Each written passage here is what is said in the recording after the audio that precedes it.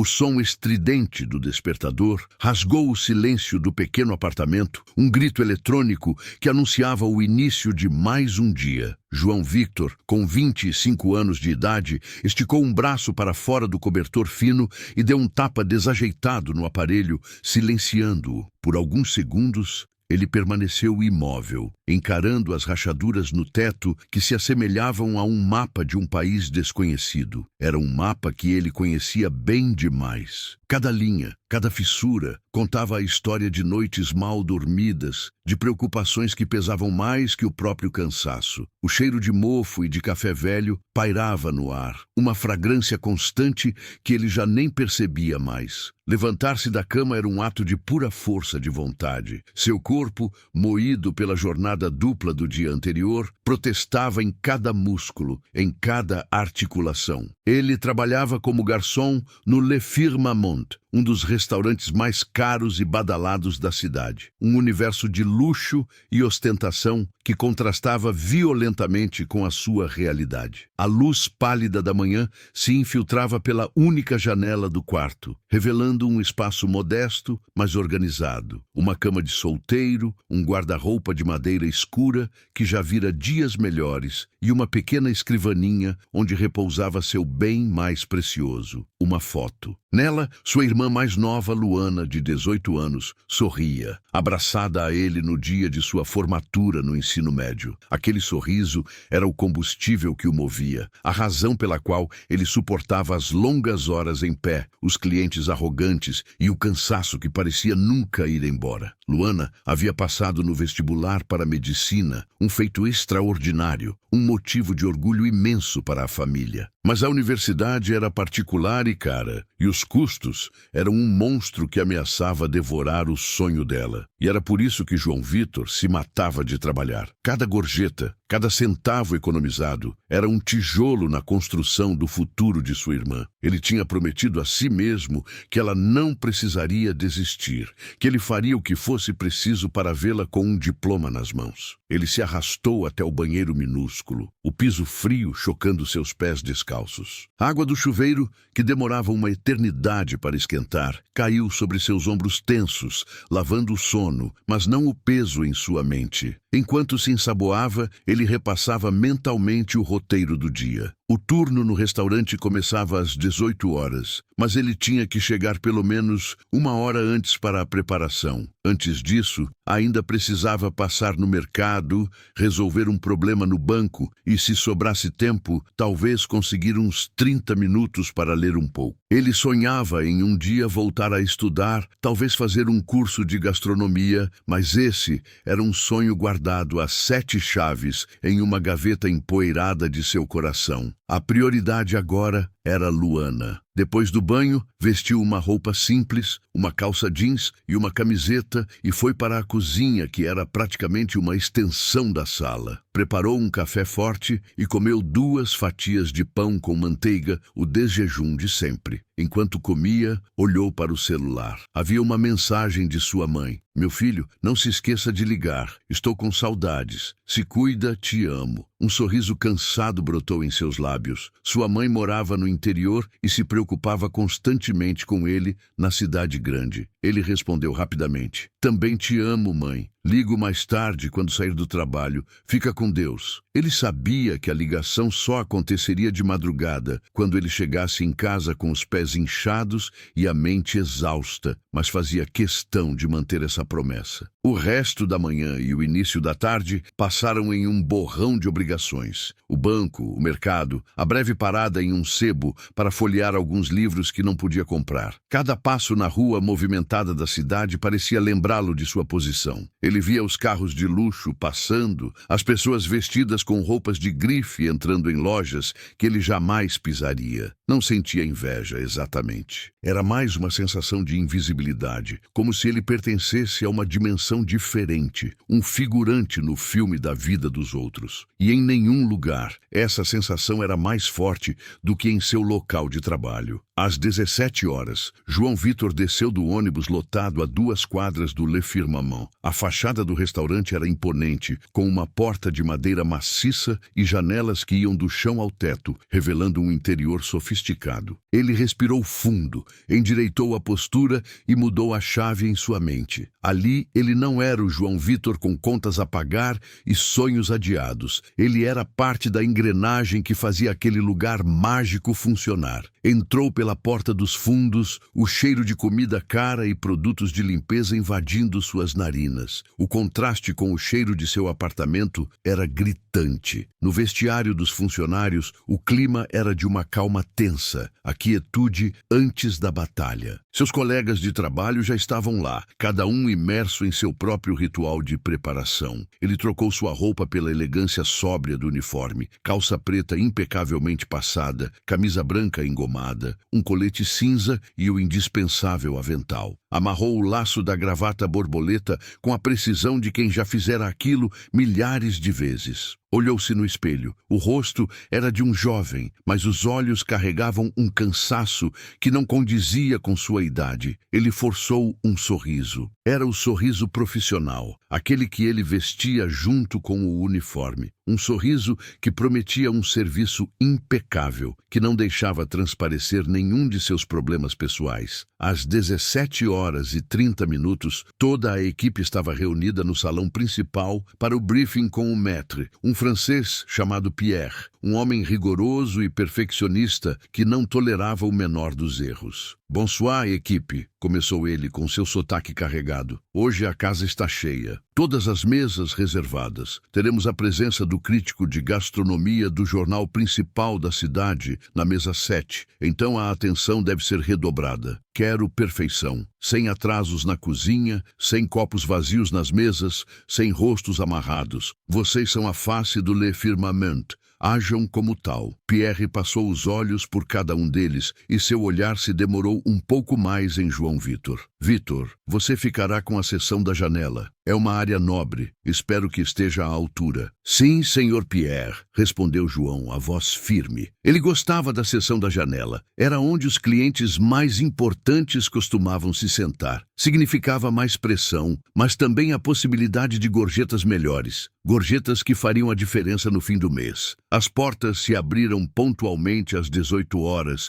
e o salão, antes silencioso e vazio, começou a ganhar vida. Os primeiros casais chegaram, o som suave de conversas se misturando à música ambiente que saía dos alto-falantes discretos. João Vitor movia-se com uma graça eficiente entre as mesas. Ele conhecia o cardápio de cor e salteado, sabia harmonizar vinhos, antecipava as necessidades dos clientes antes mesmo que eles as expressassem. Seu sorriso profissional estava no lugar, seus movimentos eram precisos. Ele serviu um casal de turistas, explicou pacientemente os pratos para uma senhora idosa que celebrava seu aniversário e manteve a taça de um executivo sempre cheia enquanto ele tentava impressionar seu cliente. A noite corria bem, dentro da normalidade caótica de um restaurante de luxo. Foi por volta das 20h que eles chegaram. João Vitor os viu no momento em que entraram no restaurante. O homem era alto, aparentava ter uns 50 anos, vestia um terno caro que provavelmente custava mais do que o aluguel de João Vitor por um ano inteiro. Tinha o cabelo grisalho penteado para trás e uma expressão de quem se sentia dono do mundo. A mulher ao seu lado era mais jovem, talvez uns 45 anos, loira, com joias que brilhavam sob a luz suave dos lustres e um ar de desdém permanente no rosto. Pierre os recebeu na porta com uma reverência quase exagerada. "Senhor Ricardo, senhora Beatriz, que prazer recebê-los. Sua mesa de sempre está pronta." O coração de João Vitor deu um solavanco. A mesa de sempre do casal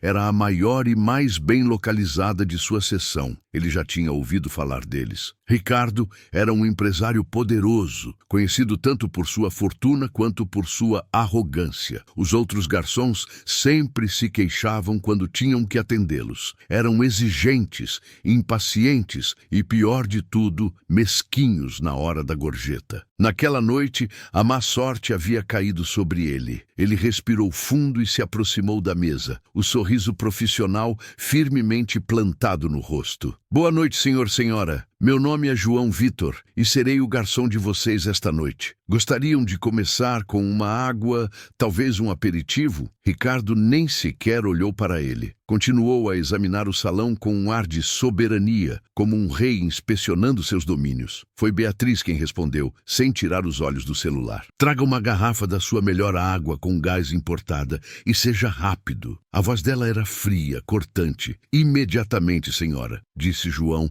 retirando-se com a mesma postura calma de sempre, embora por dentro já sentisse um nó se formando no estômago. Ele voltou em menos de 1 minuto com a garrafa de água e 2 copos de cristal. Serviu a água com a técnica que havia aprimorado, sem deixar cair uma única gota. Ricardo finalmente se dignou a olhar para ele, mas seu olhar passou por João Vitor como se ele fosse parte da mobília. Queremos ver a carta de vinhos, e não me venha com sugestões baratas. Traga algo à nossa altura. João Vitor sentiu uma pontada de irritação, mas a suprimiu instantaneamente. Certamente, senhor. Temos uma safra excepcional de um Chateau Margaux que acredito que irá agradá-lo. Ele sabia que era um dos vinhos mais caros da casa, uma escolha segura para um cliente que queria ostentar. Veremos, disse Ricardo, pegando a carta de vinhos que João lhe oferecia. Ele a folheou com impaciência, como se estivesse fazendo um favor ao restaurante. O jantar prosseguiu nesse tom. Cada pedido era feito como uma ordem militar. Cada prato que chegava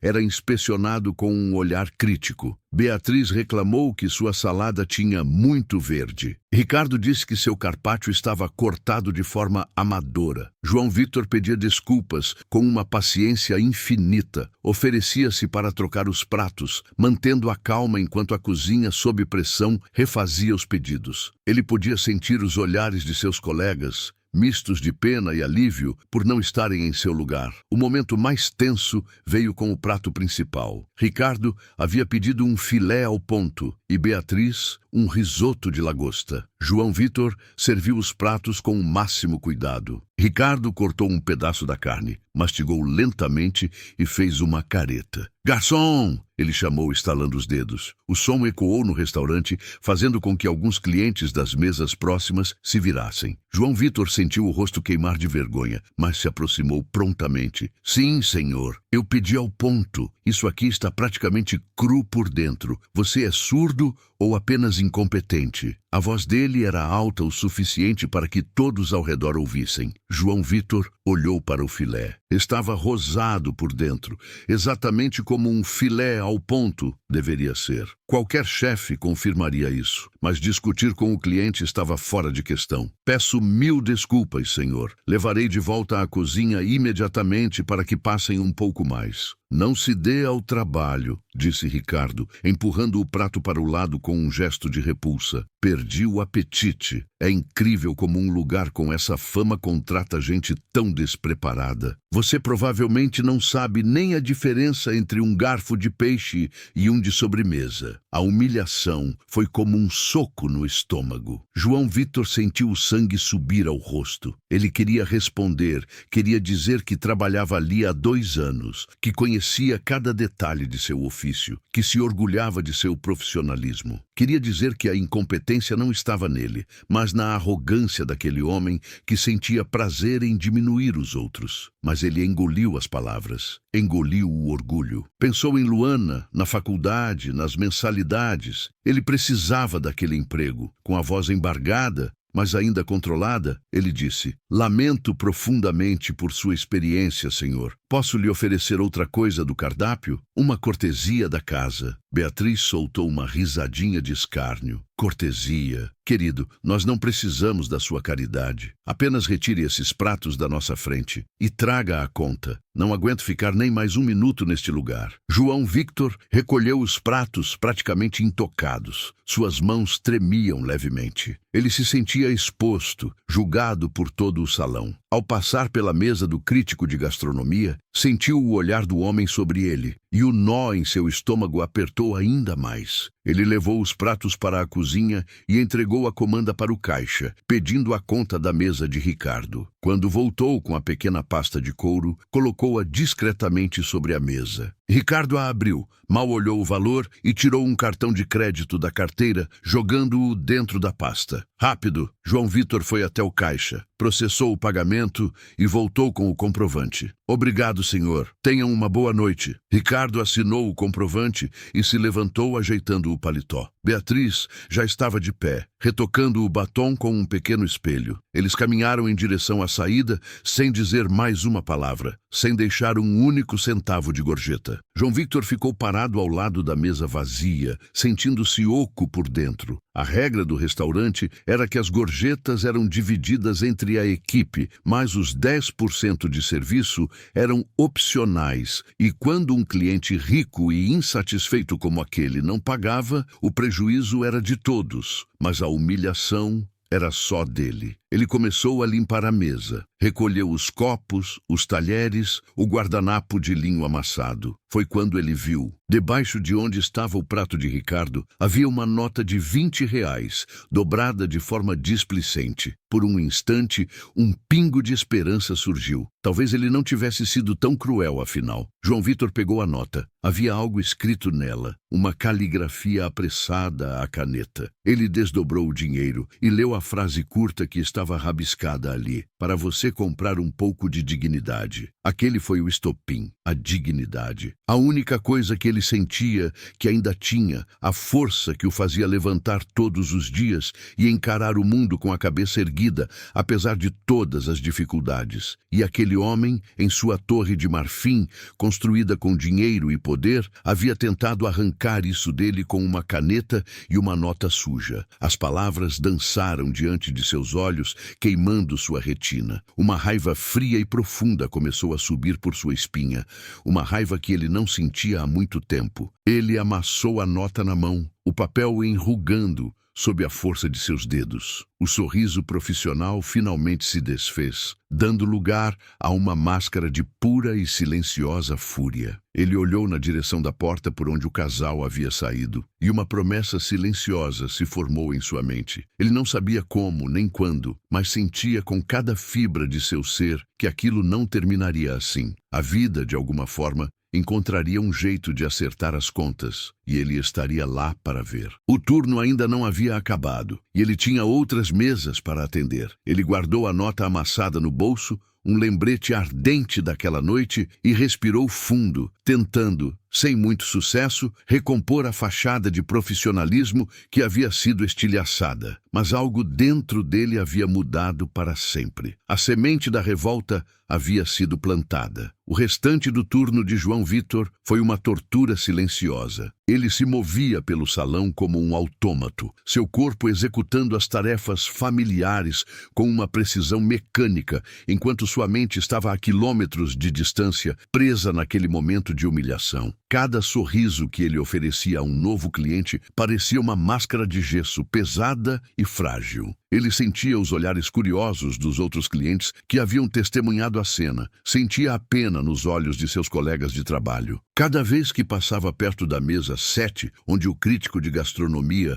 continuava sua refeição com uma expressão indecifrável, um calafrio percorria sua espinha. Teria ele visto? Teria o comportamento de Ricardo manchado a reputação do restaurante e, por consequência, colocado seu emprego em risco? As perguntas giravam em sua cabeça, um carrossel de ansiedade que não parava. Pierre, o maître, não disse uma palavra sobre o incidente, mas lançava olhares furtivos em sua direção, o que era talvez pior do que uma repreensão direta. O silêncio de Pierre era carregado de julgamento, como se João Vitor fosse, de alguma forma, culpado pela grosseria do cliente. Quando o último cliente finalmente deixou o restaurante e as luzes do salão foram diminuídas, um suspiro coletivo de alívio pareceu percorrer a equipe. A exaustão era palpável. Enquanto limpavam e preparavam o salão para o dia seguinte, um de seus colegas, um rapaz chamado Carlos, aproximou-se dele. "Ei, cara, não liga para aquele babaca, tá? Aquele Ricardo é um idiota conhecido. Todo mundo aqui já passou por um perrengue com ele. João Victor forçou um aceno de cabeça, um agradecimento mudo. Ele apreciava a solidariedade, mas as palavras de consolo não conseguiam alcançar o epicentro da ferida. Não era apenas sobre a grosseria de um cliente. Era sobre a nota de R$ 20.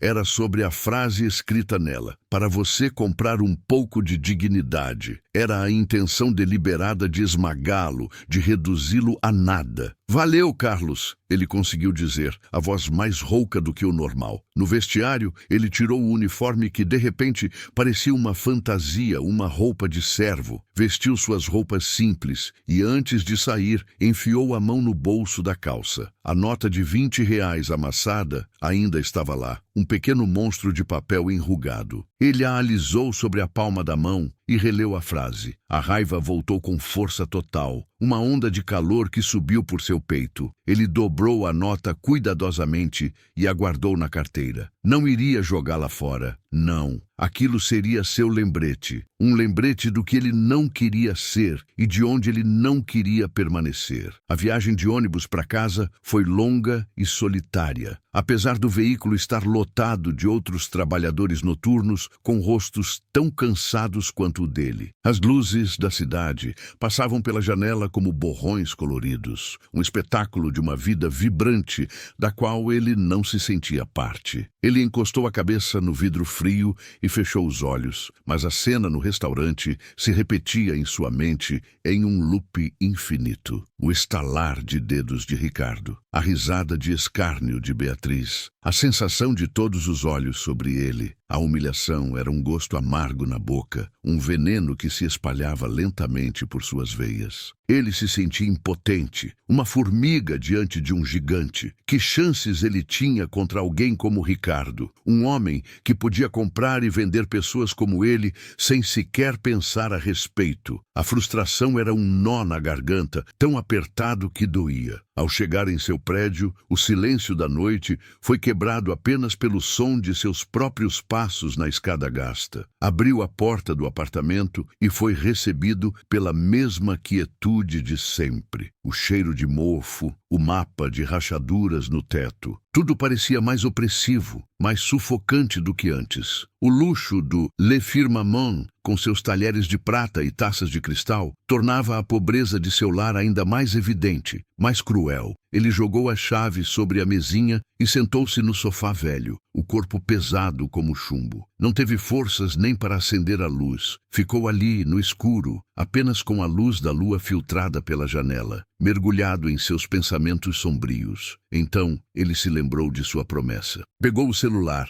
e discou o número de sua mãe. Ela atendeu no segundo toque, a voz sonolenta, mas cheia de carinho. Filho, está tudo bem? Já chegou? Oi, mãe, cheguei agora. Desculpa te acordar. Imagina, meu filho, eu fico esperando sua ligação. Como foi o trabalho hoje? Cansativo? João Victor hesitou por um instante. Ele queria desabafar, queria contar tudo, sentir o consolo da voz de sua mãe. Mas como poderia preocupá-la? Ela já tinha tantas batalhas para travar. Contar a ela só a deixaria angustiada, impotente a quilômetros de distância. Então ele vestiu outra máscara, a de filho forte e inabalável. Foi tranquilo, mãe, o de sempre. Casa cheia, muita correria, mas deu tudo certo. A mentira arranhou sua garganta. Que bom, meu filho. Fico mais tranquila. E você? Se alimentou direito? Comi sim, mãe, não se preocupa. Mentiu de novo. A única coisa que tinha no estômago era o nó da humilhação. Eles conversaram por mais alguns minutos. Ela falou sobre as plantas no quintal, sobre a vizinha que tinha ganhado um neto,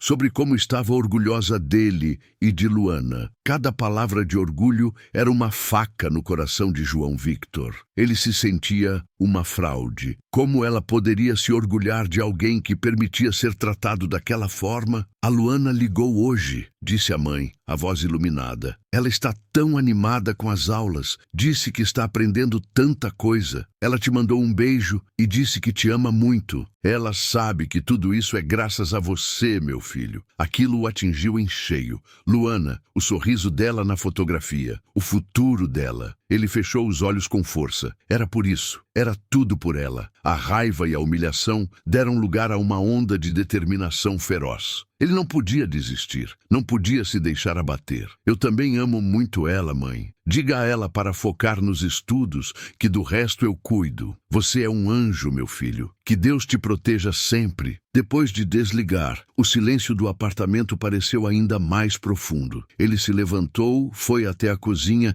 e bebeu um copo d'água. Olhou para a própria imagem refletida na janela escura. Viu um rosto jovem, mas com os olhos de um homem velho, carregado de um peso que não deveria ser seu. Aquela noite marcou um ponto de virada. Não era mais apenas sobre sobreviver, sobre pagar as contas, sobre garantir o futuro da irmã. Agora era pessoal. Era sobre resgatar sua própria dignidade. Ele não conseguiu dormir. Rolou na cama por horas, a mente a 1000 por hora. A impotência inicial começou a se transformar em algo diferente, uma faísca de rebeldia. Ele pensava em Ricardo, em sua arrogância, em seu poder. De onde vinha tanto poder? Dinheiro, obviamente. Mas como ele o havia conseguido? O que um homem como aquele fazia? João Vitor não sabia nada sobre ele, exceto que era rico e cruel. Pela primeira vez, ele sentiu uma curiosidade mórbida sobre o homem que o havia humilhado. Pegou o celular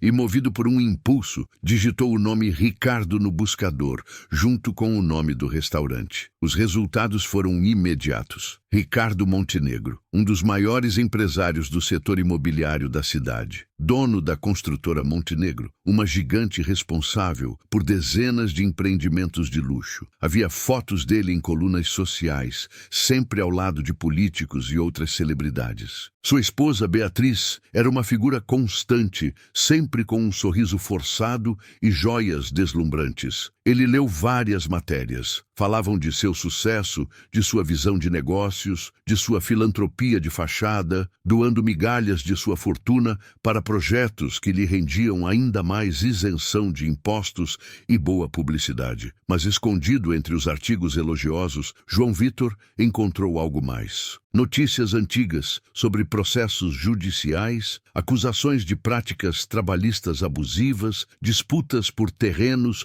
com pequenos proprietários que eram convidados a vender suas propriedades por valores irrisórios. Nada que tivesse resultado em uma condenação séria. O dinheiro comprava bons advogados e, aparentemente, silêncio. Ele continuou cavando. Encontrou um blog de um pequeno jornal local que denunciava um dos empreendimentos mais recentes da construtora. Um condomínio de luxo que estava sendo erguido em uma área que antes era uma comunidade carente. A matéria falava de despejos forçados, de famílias que perderam suas casas e receberam uma indenização insignificante. A raiva de João Vitor ganhou um novo contorno. Não era apenas arrogância pessoal, era um sistema. Ricardo Montenegro era um predador e ele, João Vitor, havia sido apenas mais uma de suas presas casuais, um inseto que ele pisou sem nem notar. Amanheceu e ele não tinha pregado os olhos. O som do despertador soou como uma piada de mau gosto. Ele se levantou, o corpo doendo de cansaço e tensão, mas a mente estava surpreendentemente clara. Ele tinha um propósito. Não sabia exatamente qual, mas a passividade havia morrido naquela noite. Enquanto preparava seu café, seu olhar recaiu sobre o jornal do dia anterior que ele usava para forrar o chão da cozinha. E então ele viu uma pequena nota na seção de cultura. Crítico elogia novo menu do Le Firmament, mas aponta. Seu coração acelerou. Ele pegou o jornal com as mãos trêmulas. Era a resenha do crítico que estava na mesa 7. Ele começou a ler, os olhos percorrendo as linhas rapidamente. O crítico elogiava a comida, a apresentação dos pratos, a carta de vinhos. Tudo parecia perfeito. João Vitor sentiu um calafrio. Se a resenha era tão boa, o incidente com Ricardo provavelmente passara despercebido ou fora ignorado. Mas então ele chegou ao último parágrafo. A excelência culinária do Le Firmament, no entanto, foi ofuscada por uma nota dissonante. Não na cozinha, Mas no salão, presenciei uma cena lamentável de abuso verbal e arrogância desmedida por parte de um cliente para com um dos garçons. Um jovem que, devo ressaltar, manteve uma postura de profissionalismo e resiliência admiráveis diante da humilhação pública. Um restaurante de luxo não é feito apenas de ingredientes caros, mas também do respeito e da dignidade com que trata sua equipe, que é a verdadeira alma do lugar. O Le Firmament tem uma alma valorosa em seus funcionários, mas precisa garantir que seus clientes também a tenham. João Vitor leu o parágrafo 2, 3, 4 vezes. As palavras pareciam pular da página. Profissionalismo e resiliência admiráveis. Alguém tinha visto, alguém tinha entendido. Alguém com voz e influência tinha se posicionado, mesmo que de forma sutil, a seu favor. Não era uma vitória, não era uma vingança, mas era algo. Era um reconhecimento. Era a prova de que ele não estava invisível. Um turbilhão de emoções o invadiu. Alívio, validação e, acima de tudo, uma ideia que começou a se formar, nebulosa a princípio, mas ganhando contornos cada vez mais nítidos. Ele olhou para a foto de Luana sobre a escrivaninha, olhou para as rachaduras no teto, e então pegou a carteira e tirou de dentro a nota de R$ 20 amassada. Alisou-a mais uma vez sobre a mesa. Para você comprar um pouco de dignidade, um sorriso lento. O primeiro sorriso genuíno em muitas horas se formou em seus lábios. Não era um sorriso de alegria, mas de determinação. Não, senhor Ricardo Montenegro, ele sussurrou para o apartamento vazio. Eu não preciso comprar minha dignidade. Eu já a tenho, mas talvez eu possa usar isso para lhe mostrar o preço da sua. Ele dobrou a nota, guardou-a novamente e se levantou. Sabia que o caminho seria longo e difícil. Sabia que estava prestes a entrar em um jogo perigoso contra um adversário muito mais poderoso. Mas, pela primeira vez em muito tempo, ele não se sentia como uma vítima. Ele se sentia como um jogador e estava pronto para fazer sua primeira jogada. A decisão de agir, por mais abstrata que fosse, operou uma mudança fundamental em João Vitor. O cansaço ainda pesava em seus ossos, mas a névoa de desespero que o envolvia havia se dissipado, substituída por uma clareza cortante. Ele não era mais um barco à deriva, joguete das ondas da humilhação. Ele tinha um leme, ainda que pequeno, e um destino em mente, ainda que distante. A primeira e mais óbvia peça em seu tabuleiro recém-imaginado era o autor daquela resenha, o homem que, sem saber, lhe dera a primeira arma, o reconhecimento. Arthur Vasconcelos. O nome ecoava em sua mente. Ele precisava chegar até ele. Naquele dia, antes de ir para o restaurante, João Vitor sentou-se em sua pequena escrivaninha com uma determinação que não sentia há anos. O computador antigo demorou uma eternidade para ligar, protestando com ruídos e lentidão, um reflexo de sua própria vida até então. Mas ele esperou com uma paciência recém-descoberta. Quando a área de trabalho finalmente apareceu, ele começou sua busca. Encontrar o contato de um jornalista renomado não era tarefa simples. Ele sabia que não podia simplesmente ligar para a redação do jornal. Sua ligação seria barrada por uma secretária antes mesmo que ele pudesse dizer seu nome. Precisava de uma abordagem mais pessoal, mais direta. Ele pesquisou o nome Arthur Vasconcelos e o nome do jornal. Encontrou dezenas de artigos, resenhas, críticas. Leu algumas delas, tentando entender a mente do homem. Arthur não era apenas um crítico de comida. Ele era um cronista da experiência. Ele escrevia sobre a atmosfera dos lugares, sobre a história por trás dos pratos, sobre a dança silenciosa que acontecia entre a cozinha e o salão. E como ficara claro na resenha sobre o Le Firmament, ele se importava com as pessoas. Havia uma humanidade em sua escrita que o diferenciava. Isso deu a João Vitor um pingo de esperança. Sua busca o levou a uma rede social profissional onde Arthur mantinha um perfil. Havia uma foto dele, um homem de meia idade, com óculos de aro fino, um sorriso discreto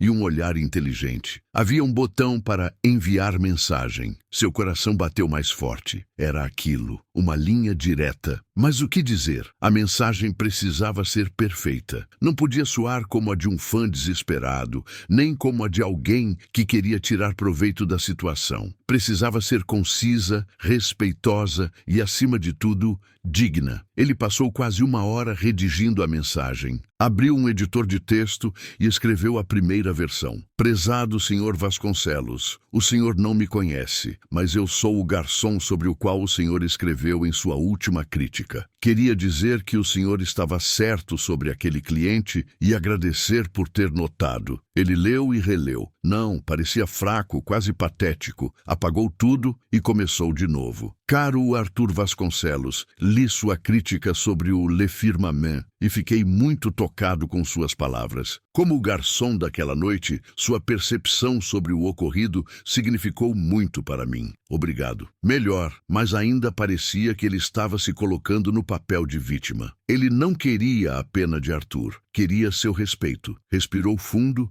e tentou uma terceira vez, focando não em si mesmo, mas no trabalho do crítico. Prezado Sr. Arthur Vasconcelos, meu nome é João Vitor. Sou um dos garçons do Le Firmament e tive o privilégio de estar trabalhando na noite de sua recente visita. Escrevo este breve recado apenas para expressar meu profundo apreço por sua resenha. Em um mundo onde o serviço é muitas vezes visto como algo invisível, sua capacidade de enxergar e valorizar a alma do lugar, como o senhor tão bem colocou, é de uma sensibilidade rara. Suas palavras não foram apenas uma crítica gastronômica, mas uma poderosa afirmação da dignidade que deve permear todas as relações humanas. Muito obrigado. Ele leu em voz alta. Sim, era isso. A mensagem era sobre o texto de Arthur, não sobre seu próprio sofrimento. Era profissional, era respeitosa e usava as próprias palavras do crítico contra a invisibilidade que ele sentia. Era uma mensagem que não pedia nada em troca, apenas expressava gratidão. Com o dedo tremendo levemente, ele copiou o texto,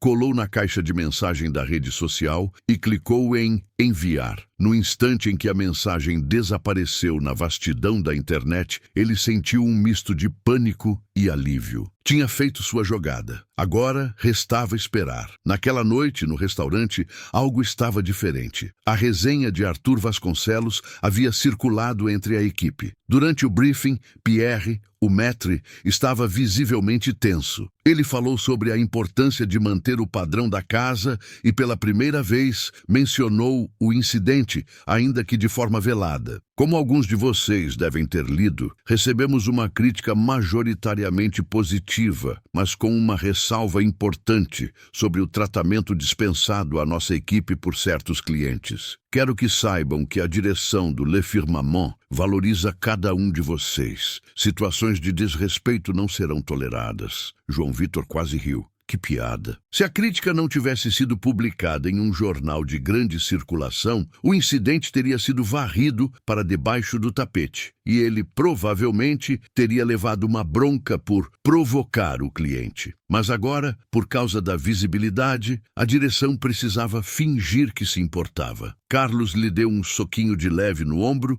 e piscou, um gesto de cumplicidade. Os outros colegas o olhavam com um novo tipo de respeito. Ele não era mais apenas o coitado que fora humilhado. Ele era o cara que, indiretamente, fez a gerência se mexer. Seu trabalho naquela noite teve um novo significado. Ele não estava mais apenas servindo comida, estava observando. O Le Firmament era um microcosmo da elite da cidade. Políticos fechavam acordos sussurrados em mesas de canto. Empresários brindavam a fusões milionárias. Casais da alta sociedade exibiam suas joias e seu tédio. E ele, o garçom invisível, estava ali, no meio de tudo, ouvindo fragmentos de conversas, vendo as máscaras sociais de perto. Ele começou a prestar atenção nos nomes, nas empresas mencionadas. Pela primeira vez, viu seu local de trabalho não como uma prisão, mas como um campo de observação privilegiado. O poder da cidade passava por aquelas mesas todas as noites, e ele estava lá, servindo o vinho. Os dias se passaram, e a ansiedade pela resposta de Arthur Vasconcelos começou a corroer João Victor. Ele checava o celular a cada 5 minutos, atualizando a página da rede social com uma esperança cada vez menor.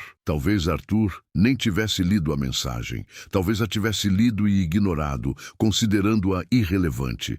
Talvez ele estivesse apenas sendo tolo, um sonhador. A dúvida começou a se instalar e a velha sensação de impotência ameaçou retornar. Ele se esforçava para afastá-la, concentrando-se no trabalho, no dinheiro que precisava juntar para Luana, mas a expectativa estava sempre lá, pairando no fundo de sua mente. Foi em uma tarde chuvosa, quase uma semana depois de ter enviado a mensagem, que seu celular vibrou. Ele estava no ônibus, a caminho do trabalho, espremido entre dezenas de outros passageiros. Com dificuldade, conseguiu tirar o aparelho do bolso. Era uma notificação daquela rede social. Seu coração deu um salto. Ele abriu o aplicativo com as mãos suadas. E lá estava, uma resposta de Arthur Vasconcelos. Prezado João Victor, fui eu quem ficou genuinamente tocado com sua mensagem. Não imagina a satisfação que sinto ao saber que minhas palavras tiveram um impacto tão positivo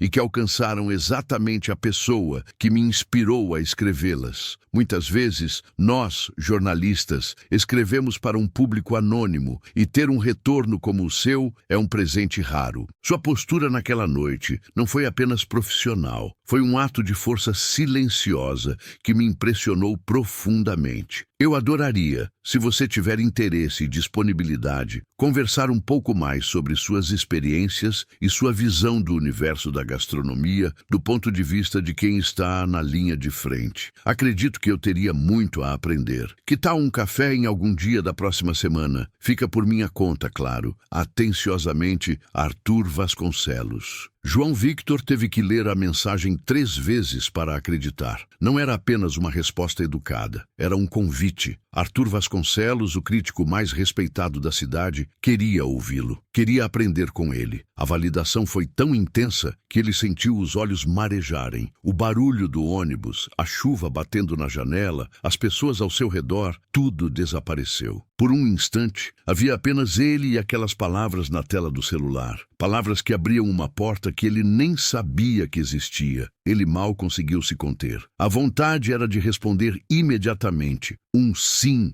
maiúsculo e entusiasmado. Mas ele se forçou a respirar, a se acalmar. Respondeu com a mesma polidez e profissionalismo que Arthur havia usado, agradecendo o convite e sugerindo alguns horários em seus dias de folga. A resposta de Arthur veio em menos de 10 minutos, confirmando um encontro para a terça-feira seguinte, às 15 horas, em um café charmoso no centro da cidade. O resto da viagem de ônibus e todo o seu turno no restaurante foram surreais. Ele se sentia como se estivesse flutuando. Havia um segredo vibrando dentro dele, uma promessa de que as coisas estavam, finalmente, começando a mudar. Ninguém no restaurante sabia. Para eles, ele ainda era apenas o João Victor, o garçom. Mas ele sabia que estava prestes a se tornar algo mais. Naquela noite, ao chegar em casa, ele não se sentiu oprimido pela modéstia do lugar. Em vez disso, sentiu uma onda de energia. Ele não pesquisou mais sobre Ricardo Montenegro. Em vez disso, pesquisou sobre Arthur Vasconcelos. Leu sua biografia,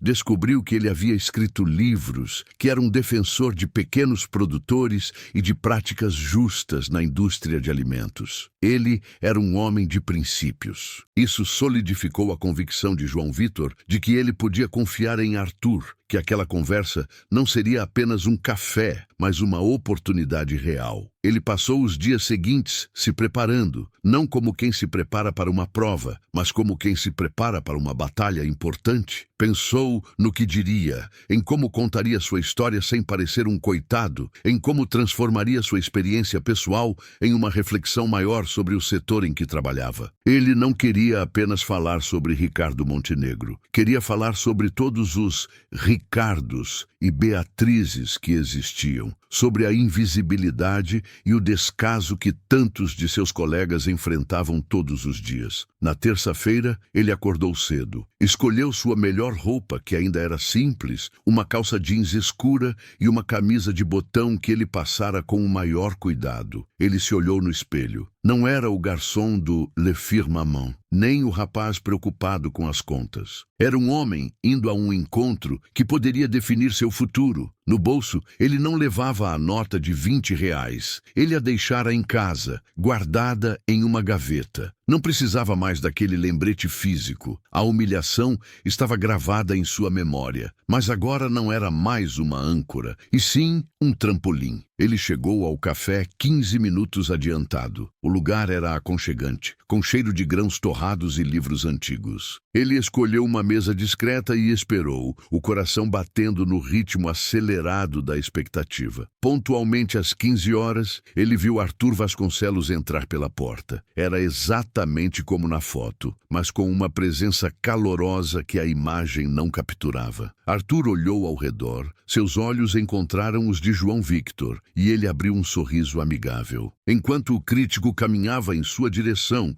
estendendo a mão, João Victor se levantou, sentindo que estava pela primeira vez se erguendo para além do balcão de serviço, para encontrar o mundo do outro lado em pé de igualdade. O aperto de mão foi firme. A mão de Arthur Vasconcelos era a de um escritor, macia, mas com uma energia contida. A de João Victor era a de um garçom, com pequenos calos formados por carregar bandejas pesadas e polir talheres incessantemente. Naquele simples contato, dois mundos se tocaram. João Victor, é um prazer imenso finalmente conhecê-lo pessoalmente, disse Arthur, com um sorriso que alcançava seus olhos. Por favor, sente-se, peça o que quiser, eu insisto. O prazer é todo meu, Sr. Vasconcelos, e obrigado mais uma vez por seu tempo, respondeu João, a voz um pouco mais trêmula do que ele gostaria. Sentaram-se e uma garçonete simpática, com um sorriso genuíno, veio atendê-los. A ironia da situação não passou despercebida por João Victor. Ali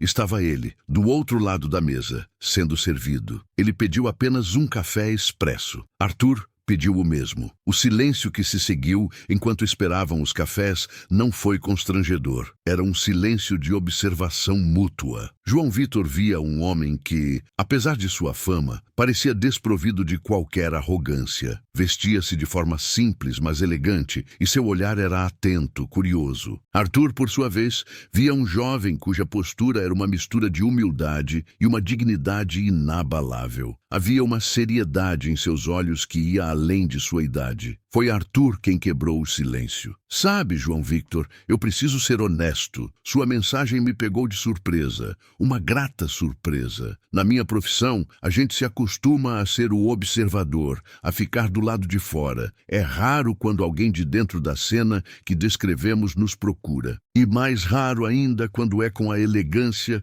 com que você o fez. Eu só achei que o senhor merecia saber, disse João, sentindo-se um pouco mais à vontade. O que o senhor escreveu foi como se alguém acendesse uma luz em um quarto escuro. O senhor não apenas viu o que aconteceu, o senhor entendeu o significado daquilo. O café chegou, e o aroma quente e forte pareceu preencher o espaço entre eles. Arthur tomou um pequeno gole antes de continuar. O que me impressionou naquela noite e o que me levou a incluir aquele parágrafo foi o seu autocontrole. Eu vi o que aquele homem fez. O estalar de dedos, as palavras altas, o desprezo, e eu vi você. Você não se encolheu, não se alterou. Você absorveu a agressão e a devolveu com um profissionalismo que foi, em si, uma forma de resistência. Foi uma cena poderosa. Eu não poderia ignorá-la. As palavras de Arthur foram um bálsamo para a ferida de João Victor. Resistência. Ele nunca havia pensado naquilo daquela forma. Para ele, tinha sido apenas sobrevivência, um instinto de engolir o orgulho para manter o emprego. Mas Arthur via algo mais nobre. Eu gostaria de ouvir mais, se você não se importar em compartilhar, continuou o crítico, inclinando-se ligeiramente para a frente, demonstrando um interesse genuíno. Não apenas sobre aquela noite, mas sobre sua vida, seu trabalho. O que leva um jovem como você a trabalhar em um lugar como o Le Firmament? Aquela pergunta, feita com uma sinceridade tão desarmante, abriu as comportas. João Victor, que passara os últimos dias ensaiando um discurso calculado, simplesmente começou a falar. E as palavras fluíram com uma honestidade que surpreendeu a si mesmo. Ele falou sobre sua infância no interior, sobre a mudança para a cidade grande em busca de oportunidades. Falou sobre o sonho de sua irmã, Luana, de se tornar médica e de como aquele sonho havia se tornado sua própria missão de vida. Contou sobre as dificuldades, a solidão, a luta diária para pagar as contas. Ele não se pintou como um mártir, apenas contou os fatos de sua vida com uma simplicidade que os tornava ainda mais potentes. Enquanto falava, Arthur não o interrompia, apenas ouvia, a cabeça levemente inclinada, fazendo anotações ocasionais em um pequeno caderno de capa de couro. Seus olhos nunca deixaram o rosto de João Vitor. Ele não era apenas um jornalista em busca de uma história, ele era uma testemunha. O Le Firmament é um universo à parte, disse João, após ter narrado sua trajetória. É um palco onde o dinheiro e o poder são exibidos todas as noites. E nós, a equipe, somos os funcionários dos bastidores. Nossa função é garantir que o espetáculo seja perfeito, que a ilusão de um mundo perfeito seja mantida. Para a maioria dos clientes, somos invisíveis. Isso, na maior parte do tempo, está bem. Mas há outros, como o Sr. Montenegro. Ao pronunciar o nome, um calafrio percorreu sua espinha. Para eles, não somos invisíveis, somos alvos. Eles não nos veem como pessoas que estão prestando um serviço. Eles nos veem como objetos,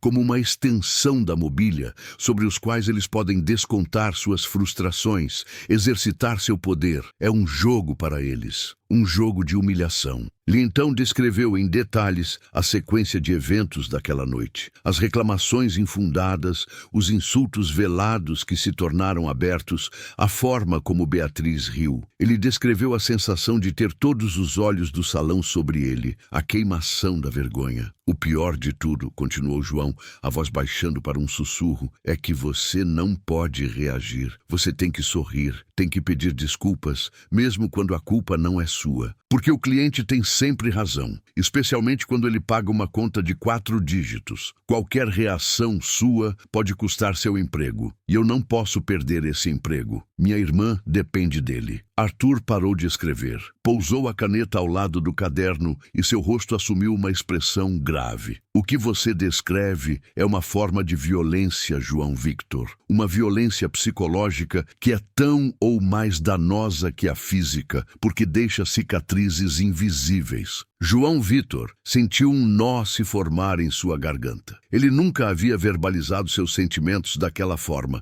mas a palavra violência parecia exata. Eu passei os últimos dias pensando muito sobre isso, disse João, a voz ganhando força novamente. Não é apenas sobre Ricardo Montenegro. Ele é apenas um sintoma de algo maior. É sobre uma cultura de privilégio que ensina a certas pessoas que elas estão acima das outras, que as regras de respeito e decência não se aplicam a elas. E o silêncio de pessoas como eu, o nosso medo de reagir, alimenta essa cultura. Arthur o encarava claramente impressionado. Você é um observador muito perspicaz. Você vê o sistema por trás do indivíduo. Encorajado, João Vitor continuou. Eu vejo o que acontece naquelas mesas. Eu ouço as conversas. Eles não falam apenas de vinhos e comida. Falam de negócios, de política, de como contornar leis, de como comprar influências, e fazem isso na nossa frente, como se não estivéssemos ali, como se fôssemos surdos e mudos. É a arrogância máxima, a certeza de que somos insignificantes. A conversa, que começara como um desabafo pessoal, havia se transformado em uma análise social afiada. João Victor, o garçom, estava dissecando a elite da cidade para um dos maiores cronistas da mesma. E Arthur Vasconcelos estava fascinado. Ele via ali não apenas uma história, mas uma perspectiva única, uma voz autêntica que vinha de um lugar que poucos jornalistas conseguiam acessar. Depois de uma longa pausa, em que ambos apenas tomaram um gole de seus cafés já frios, João Victor decidiu que era a hora. A confiança que Arthur lhe inspirava era total. Ele precisava contar a parte final da história, o golpe de misericórdia que havia sido o verdadeiro catalisador de tudo. Senhor Vasconcelos, Arthur, tem mais uma coisa. O que eu vou contar agora, eu não contei a ninguém. é o que transforma essa história de uma simples grosseria em algo mais perverso. Ele fez uma pausa, reunindo coragem. Arthur esperou pacientemente. Depois que eles foram embora, eu fui limpar a mesa e encontrei uma nota de R$ 20.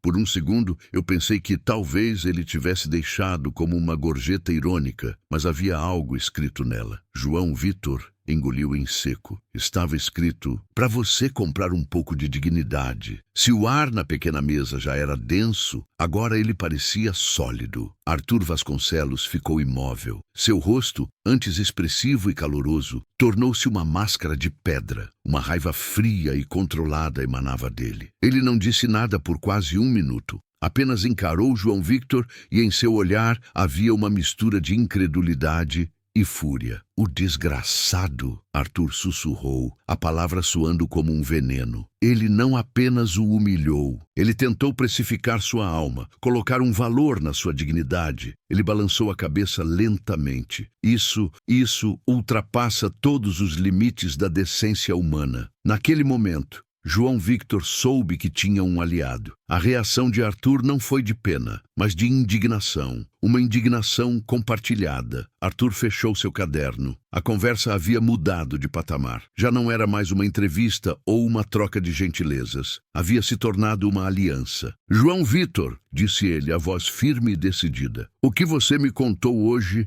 é extremamente poderoso. Essa não é apenas a sua história. É a história de milhares de pessoas que enfrentam abusos semelhantes todos os dias, em silêncio. E essa história precisa ser contada. Mas não por mim. João Victor o olhou, confuso. Como assim? Eu poderia escrever um artigo sobre isso. Seria uma coluna contundente, sem dúvida. Mas seria a minha voz, o meu filtro, e a força disso tudo está na sua voz, na sua perspectiva. As pessoas precisam ouvir de você. O coração de João Victor disparou. Mas eu sou um garçom. Quem se importaria com o que eu tenho a dizer? Todos, respondeu Arthur com uma convicção inabalável. Todos que já se sentiram pequenos, ignorados, desrespeitados. Todos que entendem o valor do trabalho e da dignidade. Sua voz tem uma autenticidade que eu, como jornalista, jamais poderia replicar, e eu quero lhe oferecer uma plataforma para usá-la. Ele se inclinou para a frente, os olhos fixos nos de João. Eu sou editor convidado de uma grande revista online. Eles têm uma seção dedicada a crônicas e relatos pessoais. Eu quero que você escreva sua história. Conte tudo, desde o início. A humilhação, a resiliência, os bastidores do mundo do luxo e a nota de R$ 20. Eu o ajudarei a estruturar, a editar, a polir o texto se você quiser. Mas a história e as palavras serão suas. Nós a publicaremos sob seu nome. Daremos a você o crédito e a sua voz será ouvida por centenas de milhares de pessoas. A proposta pairou no ar, tão vasta e inacreditável que João Victor mal conseguia respirar. Escrever, publicar, contar sua história para o mundo era assustador, era vertiginoso. Expor-se daquela maneira o tornaria vulnerável. Ricardo Montenegro era um homem poderoso. As consequências poderiam ser terríveis. Ele poderia perder o emprego, ser processado, ser perseguido. O medo o paralisou por um instante. Mas então ele pensou na alternativa, o silêncio. Voltar a ser invisível, permitir que homens como Ricardo continuassem a esmagar pessoas como ele, sem nunca enfrentar consequência alguma. Ele olhou para Arthur, que esperava sua resposta com uma calma encorajadora. E ele pensou na nota de R$ 20. Aquela frase não era apenas um insulto, era um desafio à sua dignidade. E ele não podia mais recuar. Um novo tipo de coragem, uma coragem que ele não sabia que possuía, brotou em seu peito. Era a coragem não apenas de resistir, mas de revidar, não com ódio, mas com a verdade, sua verdade. Ele olhou diretamente nos olhos de Arthur Vasconcelos e, com a voz firme, livre de qualquer tremor, deu sua resposta. Eu aceito. Sair daquele café foi como emergir de um mergulho em águas profundas. O ar da rua parecia mais nítido, os sons da cidade mais altos, as cores mais vivas. João Victor caminhou pelas calçadas sem um rumo certo, o coração ainda martelando no peito, a proposta de Arthur Vasconcelos ecoando em sua mente. Sua voz tem uma autenticidade. As pessoas precisam ouvir de você. Pela primeira vez na vida, alguém de fora do seu pequeno círculo familiar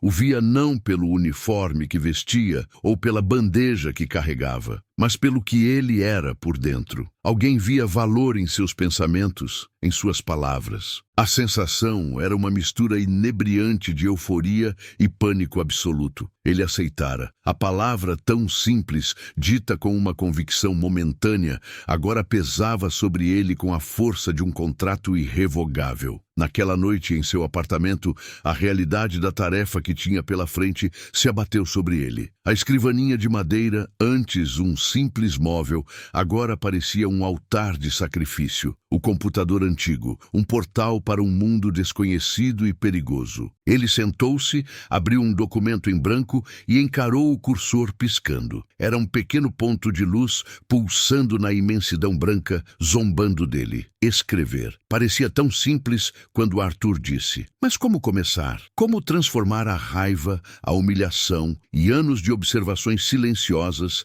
em algo que fizesse sentido, em algo que as pessoas quisessem ler? Suas primeiras tentativas foram um desastre. Ele começou escrevendo com raiva pura, despejando parágrafos de fúria contra Ricardo Montenegro, chamando-o de todos os nomes que conseguia pensar. O resultado foi um texto amargo, quase infantil. Apagou tudo. Tentou de novo, desta vez adotando um tom de vítima, descrevendo sua tristeza e sua impotência. O texto ficou lamentoso, patético. Não era aquilo. Não era a força silenciosa que Arthur havia visto nele. Frustrado, ele se levantou e andou de um lado para o outro no pequeno cômodo. Sentia-se um impostor. Que direito ele tinha de achar que poderia ser um escritor? Ele era um garçom. Sua ferramenta era o saca-rolhas, não a caneta. No dia seguinte, enviou um e-mail para Arthur. Estou tentando, mas não consigo. As palavras não saem da forma certa. A resposta de Arthur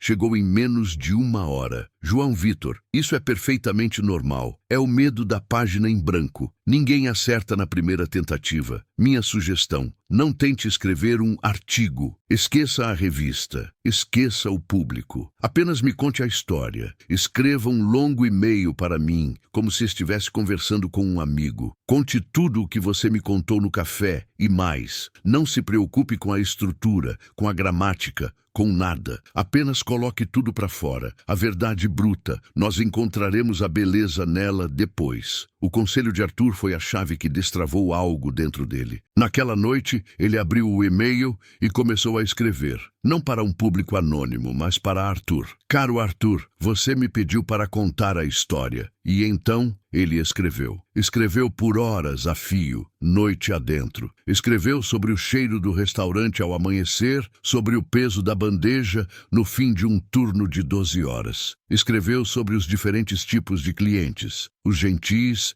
os indiferentes, os apressados e os cruéis. Descreveu a linguagem corporal de seus colegas, a cumplicidade silenciosa nos olhares trocados quando um cliente era particularmente difícil. E então ele escreveu sobre a noite. A chegada de Ricardo e Beatriz. Cada palavra, cada gesto, cada detalhe da humilhação. E finalmente, sobre a nota de R$ 20.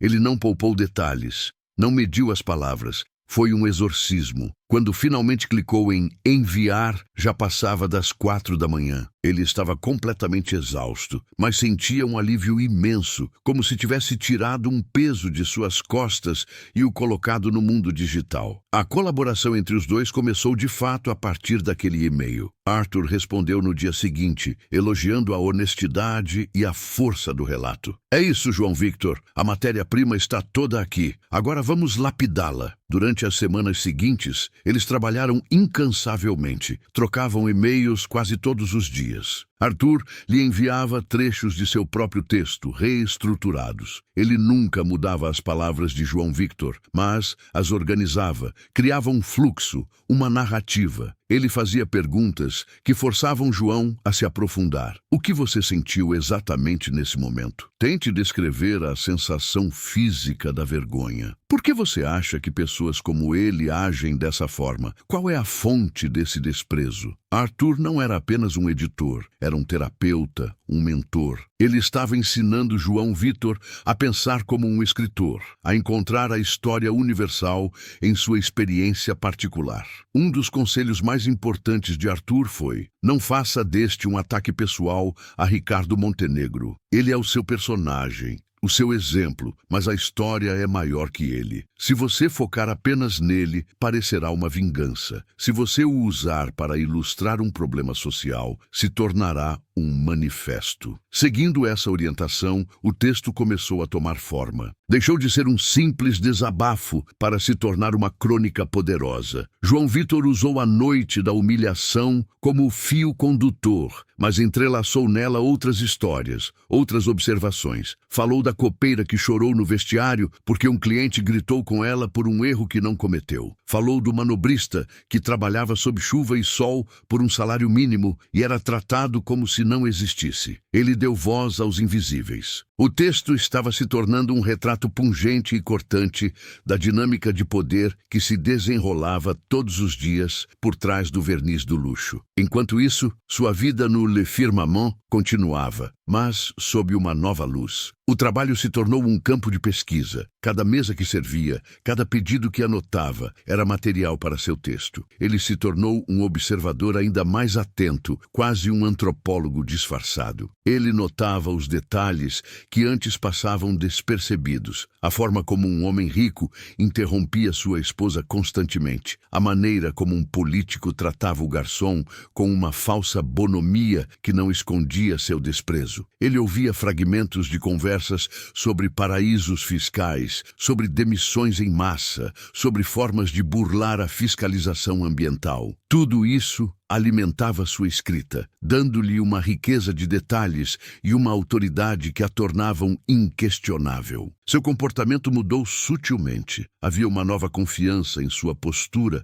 um brilho de propósito em seu olhar que não passou despercebido. Pierre, o maître, o observava com uma desconfiança crescente. Certa noite, o chamou em seu escritório. «Victor, você parece diferente», disse Pierre, medindo as palavras. «Distraído. Espero que seus problemas pessoais não estejam afetando seu desempenho». «Pelo contrário, Sr. Pierre», respondeu João, a voz calma e firme. «Acho que nunca estive tão focado». A resposta desconcertou o maître, que o dispensou com um aceno de mão. Mas João Victor sabia que estava sendo vigiado. A tensão no restaurante era uma corda esticada, e ele era o único que sabia que ela estava prestes a arrebentar. Finalmente, depois de quase um mês de trabalho árduo, o texto estava pronto. Arthur o imprimiu e eles se encontraram novamente no mesmo café. Ele entregou as páginas para João Victor. «Leia. Esta é a sua história, a sua voz». João leu. O texto fluía com uma força e uma clareza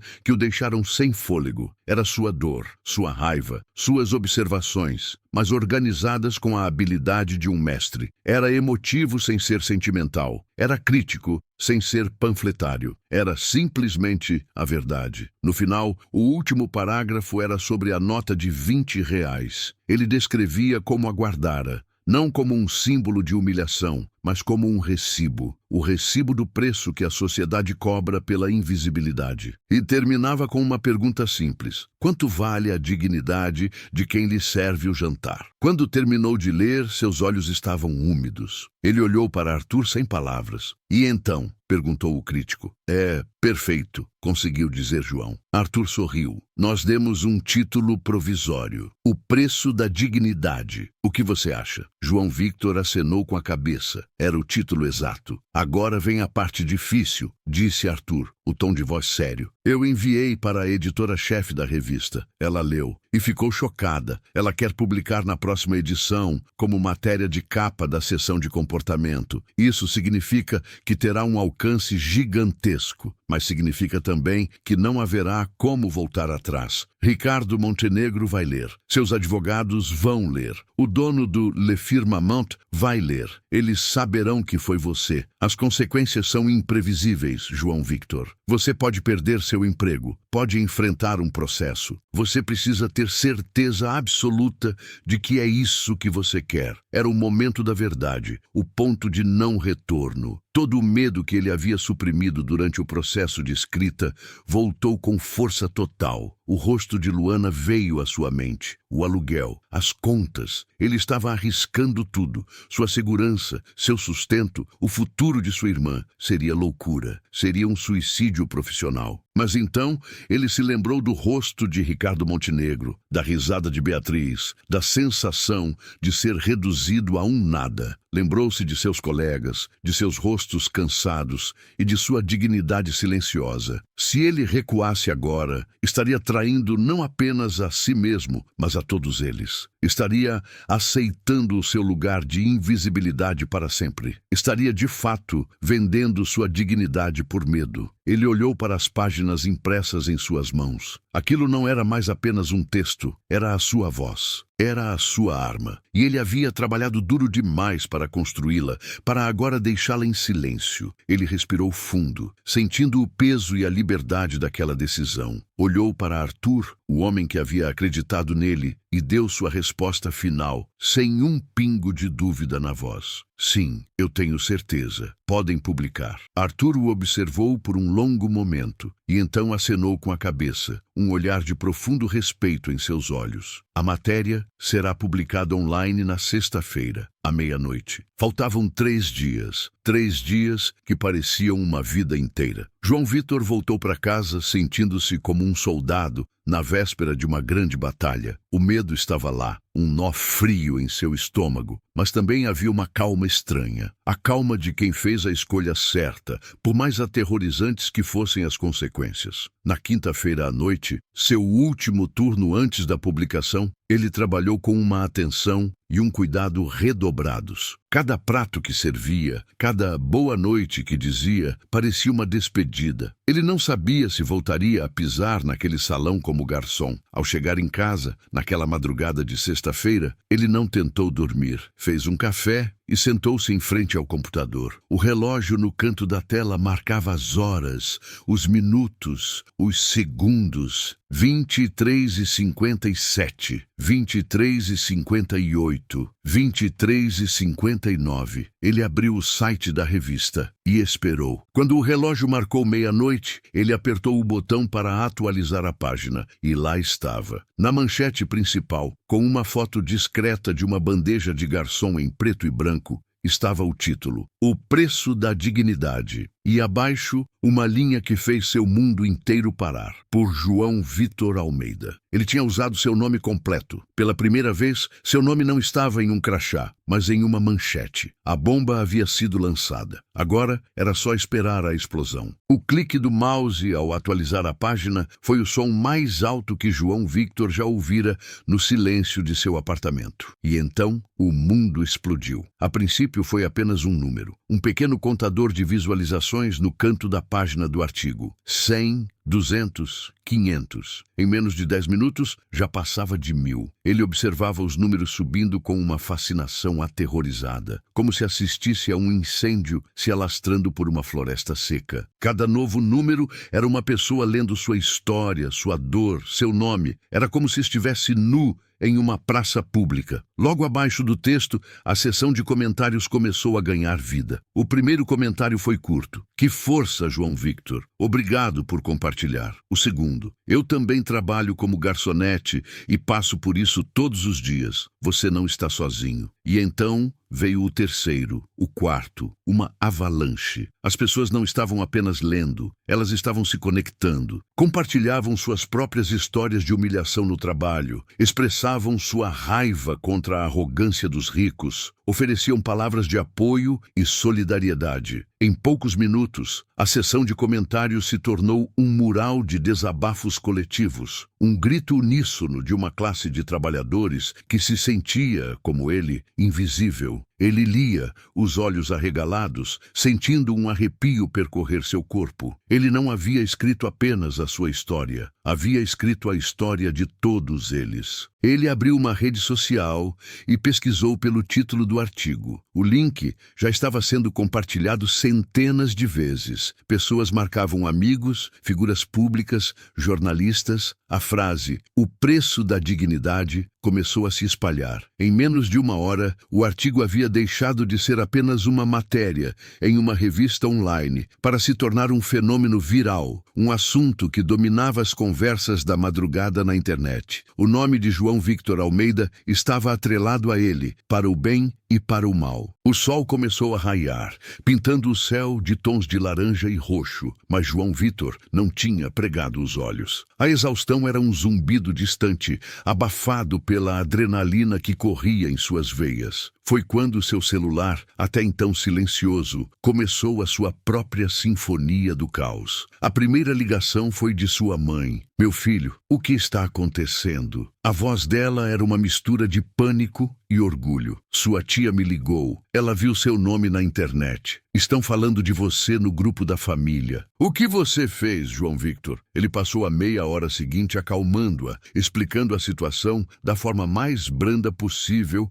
omitindo as partes mais assustadoras e focando no apoio que estava recebendo. Ela chorou, disse que estava com medo por ele, mas também que nunca se sentira tão orgulhosa. Em seguida, ligou Luana, a voz eufórica. "João, eu não acredito. Você está em todo lugar. Meus amigos da faculdade estão todos compartilhando seu artigo. Você é um herói. Eu li o texto, chorei tanto e fiquei com tanto orgulho de ser sua irmã." As ligações não pararam. Amigos de infância, primos distantes, vizinhos, todos queriam falar com o rapaz que ousara desafiar um dos homens mais poderosos da cidade. E então começaram as ligações de números desconhecidos. Eram jornalistas, produtores de programas de rádio, de televisão, repórteres de outros jornais e portais de notícia. Todos queriam uma entrevista, uma declaração, uma foto. Queriam um pedaço de sua história. No meio daquele turbilhão, uma chamada de Arthur Vasconcelos. "Você viu o que fez, garoto?" A voz de Arthur era vibrante, cheia de uma energia contagiante. O site da revista quase caiu durante a noite com o volume de acessos. A matéria já é o artigo mais lido da história da publicação. "Você não escreveu uma crônica, você iniciou um movimento." Eu não sei o que fazer", admitiu João, a voz sobrecarregada. "Meu telefone não para de tocar." "Eu imaginei",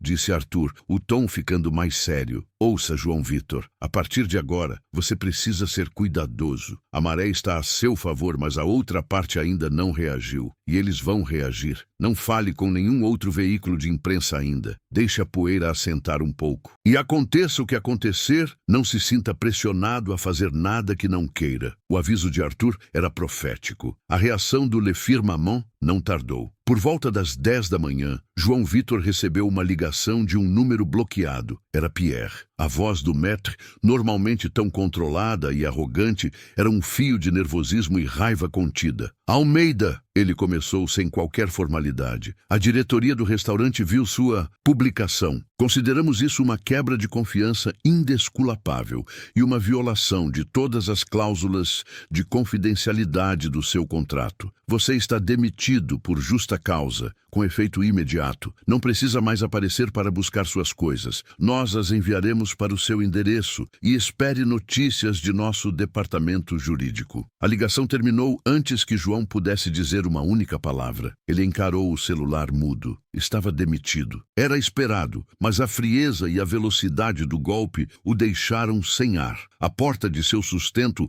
havia sido batida em sua cara. O primeiro preço de sua dignidade publicada acabara de ser cobrado, mas a reação do restaurante foi apenas o tremor que antecede o terremoto. O verdadeiro epicentro do abalo sísmico estava em uma mansão no bairro mais nobre da cidade. Ricardo Montenegro acordou com o som de seu celular pessoal, aquele cujo número apenas um seleto grupo de pessoas possuía, vibrando incessantemente em sua mesa de cabeceira. Ele atendeu, irritado por ter seu sono interrompido. Era o presidente de um banco, um de seus principais parceiros comerciais. "Ricardo, que diabos está acontecendo? Você já viu a internet hoje?" Confuso, Ricardo abriu seu tablet. E o que viu o fez sentar-se na cama instantaneamente, o sangue fervendo, a manchete, a foto. E o nome daquele garçom insignificante. Ele começou a ler o artigo, o rosto se contorcendo em uma máscara de fúria. Cada palavra era uma afronta, um ataque direto à sua imagem, ao seu poder.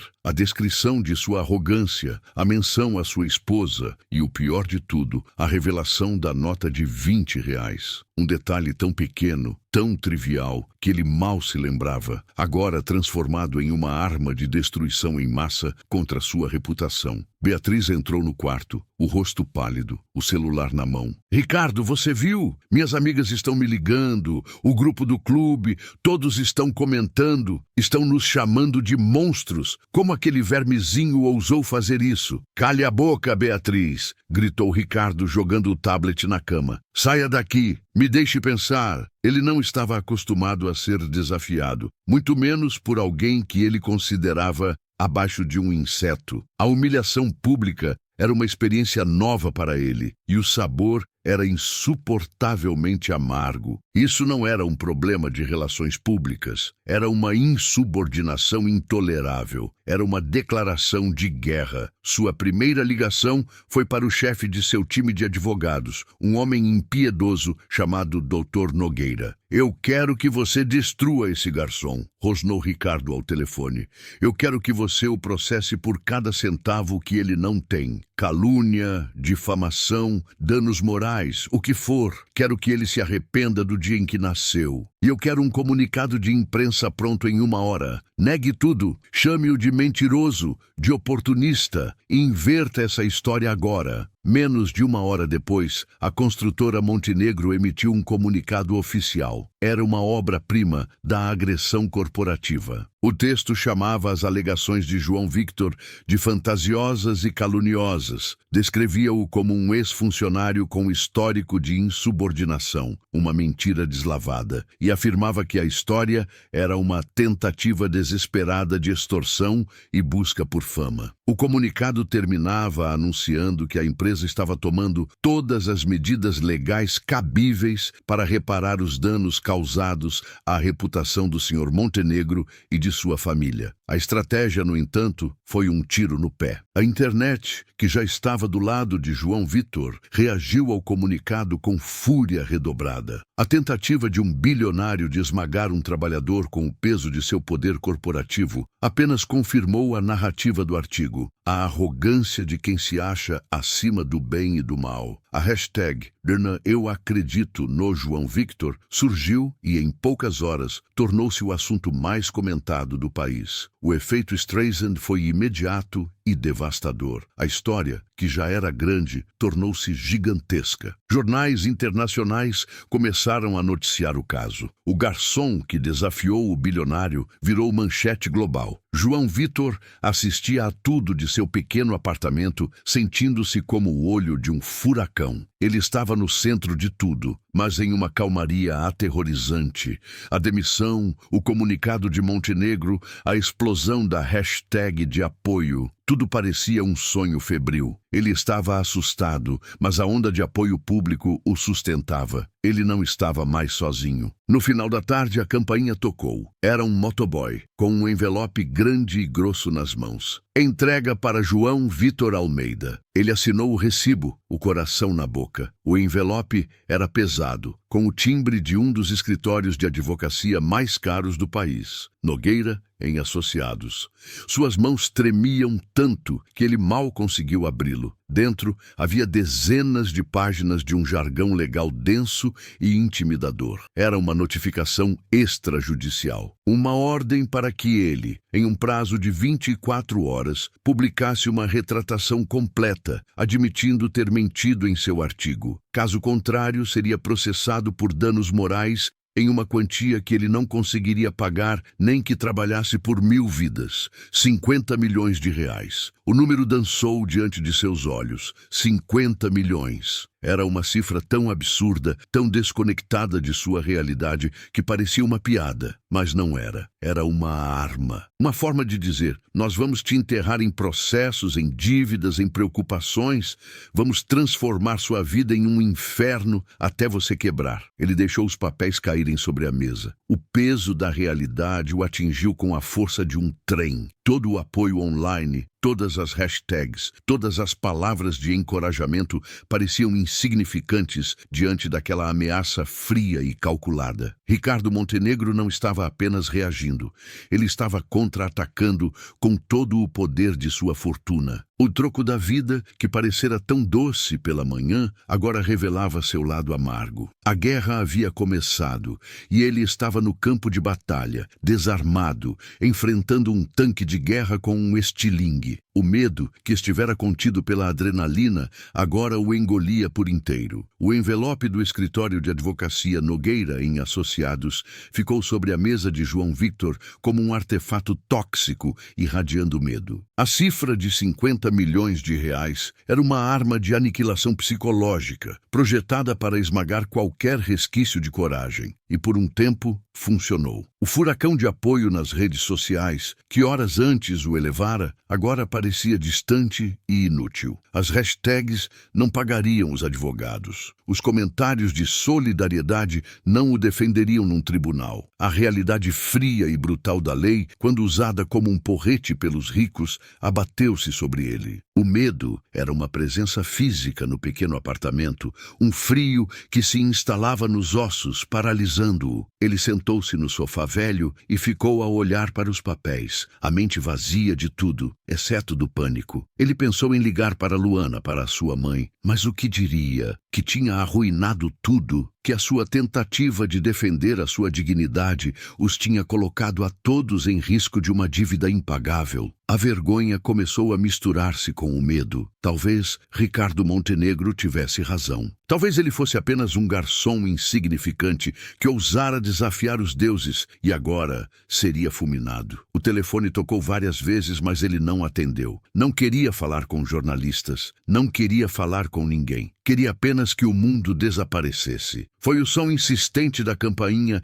que finalmente o arrancou do seu torpor. Ele ignorou a princípio, mas a pessoa do outro lado era persistente. Arrastando-se até a porta, ele olhou pelo olho mágico e o seu coração deu um salto de alívio. Era Arthur Vasconcelos. A sua expressão era grave, mas calma. João Victor abriu a porta. Arthur, eu sei, disse o crítico, entrando e pousando uma pasta de couro na mesa. O seu olhar pousou no envelope do escritório de advocacia. Eu imaginei que eles fariam algo assim. Deixa-me adivinhar. Uma notificação extrajudicial com um pedido de retratação e uma ameaça de processo com um valor astronômico? João Victor apenas acenou com a cabeça, sentindo-se como uma criança indefesa. Claro que sim, disse Arthur, com um suspiro de desprezo. É o manual de intimidação dos bilionários, capítulo 1. Eles não esperam realmente ganhar um processo de 50 milhões. O objetivo é aterrorizar-te, fazer-te recuar, fazer-te parecer instável e mentiroso para a opinião pública. É uma tática de guerra psicológica, não legal. Arthur sentou-se e olhou para João Victor, que ainda estava de pé, perdido. Senta-te, João. Precisamos de conversar. Tu não vais lutar contra isto sozinho. A presença calma e racional de Arthur começou a dissipar o nevoeiro de pânico na mente de João. Depois da demissão e do comunicado da Montenegro, eu sabia que o próximo passo seria este, continuou Arthur. Então tomei a liberdade de fazer algumas chamadas. Sabes, João, tu podes não ter dinheiro, mas a tua história, neste momento, tem um capital que o dinheiro não pode comprar: a simpatia do público e a atenção da comunicação social. E isso atrai pessoas que querem ajudar. Arthur abriu a sua pasta. Este é o nome e o contacto de uma mulher chamada Doutora Helena Matos. Ela é uma das melhores advogadas de direitos civis do país. Ela dirige uma organização sem fins lucrativos que defende casos de grande interesse público, especialmente aqueles que envolvem abuso de poder econômico. Casos exatamente como o teu. João Victor olhou para o nome, incrédulo. Mas como eu poderia pagar por uma advogada como ela? Tu não vais pagar, disse Arthur, com um sorriso. Ela leu o teu artigo e leu a resposta da Montenegro.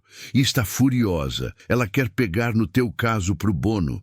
Ela vê nisto uma oportunidade única de expor as táticas que pessoas como o Ricardo Montenegro usam para silenciar os mais fracos. Ela quer transformar o teu caso num exemplo nacional de que a justiça não está à venda. A esperança, que parecera ter morrido horas antes, começou a renascer, frágil, mas insistente. Ela está à espera da tua chamada, João, disse Arthur. Ela vai guiar-te em cada passo. A primeira coisa que ela te vai dizer é para não responderes a essa notificação. Ignora-a completamente. Deixa que eles te processem. É exatamente o que ela quer. Um tribunal é um palco e ela está ansiosa por colocar Ricardo Montenegro sob os holofotes. De repente, a ameaça de processo já não parecia uma sentença de morte. Parecia uma oportunidade. A guerra tinha mudado. Ele já não estava desarmado. Agora, ele tinha um general. Enquanto a ajuda legal se materializava, a opinião pública continuava a sua própria ofensiva. A tentativa de Montenegro de intimidar João Victor teve um efeito contrário espetacular. A notícia da demissão por justa causa e da ameaça de processo de 50 milhões de reais vazou para a imprensa, provavelmente pelo próprio Arthur, e a indignação popular atingiu um novo patamar. O caso deixou de ser sobre um garçom humilhado e passou a ser sobre a liberdade de expressão e a luta de David contra Golias. O troco da vida, que João Victor pensara que seria apenas a sua vindicação pessoal, começou a manifestar-se de formas que ele nunca poderia ter imaginado. E o alvo principal era o império de Ricardo Montenegro. Ativistas digitais começaram a cavar o passado da construtora Montenegro. As velhas histórias de despejos forçados que João tinha encontrado no seu resquício de pesquisa foram trazidas de volta à luz, mas desta vez com um público de milhões. Famílias que tinham sido removidas para dar lugar a condomínios de luxo foram encontradas e entrevistadas por jornalistas independentes. As suas histórias, cheias de dor e injustiça, eram um eco poderoso da arrogância que João Victor tinha descrito. O slogan "Quem compra Montenegro, compra humilhação" começou a aparecer online. Um boicote aos empreendimentos da construtora foi organizado. Clientes que tinham comprado apartamentos na planta começaram a expressar o seu descontentamento. O luxo que Montenegro vendia estava agora manchado pela imagem de exploração. Mas o golpe mais duro veio de um lugar inesperado. O Le Firmament, que pensara ter se livrado do problema ao demitir João Victor, tornou-se o epicentro do protesto. O restaurante, símbolo da elite, tornou-se um símbolo da sua crueldade. As reservas começaram a ser canceladas em massa. Grupos de manifestantes começaram a reunir-se pacificamente na calçada em frente ao restaurante durante as noites de fim de semana, segurando cartazes com frases do artigo de João. Não eram manifestantes agressivos, eram pessoas comuns, estudantes, trabalhadores, que simplesmente se postavam ali em silêncio, tornando impossível para os poucos clientes que ainda se atreviam a ir ignorar a controvérsia. Pierre, o maître, foi filmado a discutir com os manifestantes, o seu rosto arrogante estampado em todos os portais de notícias, o que só piorou a situação. A reputação do restaurante, construída ao longo de anos, estava a desmoronar em questão de dias. O crítico de gastronomia que iniciara tudo, Arthur Vasconcelos, escreveu uma nova coluna, não sobre comida, mas sobre a crise moral do restaurante, efetivamente colocando o último prego no caixão da sua credibilidade. João Victor assistia a tudo isto do seu apartamento, com um sentimento de assombro. Ele tinha lançado uma pedra num lago, esperando criar algumas ondulações, e acabara por provocar um tsunami. Ele ligou para a doutora Helena Matos. A voz dela era exatamente o que ele precisava de ouvir. Calma, incisiva e cheia de uma confiança de aço. João Victor, é uma honra representá-lo, disse ela depois de ele se ter apresentado. Estou a acompanhar o desenrolar dos acontecimentos. A pressão pública é a nossa maior aliada. Agora preciso que me conte tudo, desde o início, sem omitir um único detalhe. Ele passou mais de 2 horas ao telefone com ela, recontando a história mais uma vez. Mas desta vez não era um desabafo, era um depoimento. Cada detalhe, cada palavra, era uma peça de munição que Helena recolhia e organizava no seu arsenal mental. Excelente, disse ela no final. Eles cometeram um erro crasso ao enviar aquela notificação. Eles mostraram as suas cartas. A nossa estratégia será defensiva a princípio e depois passaremos ao ataque. Vamos deixar que eles nos processem e, quando o fizerem, vamos convocar como testemunhas todos os ex-funcionários que eles maltrataram ao longo dos anos. Vamos transformar o processo sobre a sua dignidade num processo sobre a falta de dignidade crônica de Ricardo Montenegro. Ao desligar o telefone, João Vitor sentiu uma nova onda de determinação. Ele já não era uma vítima, já não era apenas um escritor. Ele era um símbolo e tinha uma responsabilidade. A sua luta já não era apenas sua, era a luta de todos os que alguma vez tinham sido silenciados. Ele olhou pela janela para a cidade que se estendia lá fora. Já não se sentia pequeno ou invisível. Ele tinha uma voz.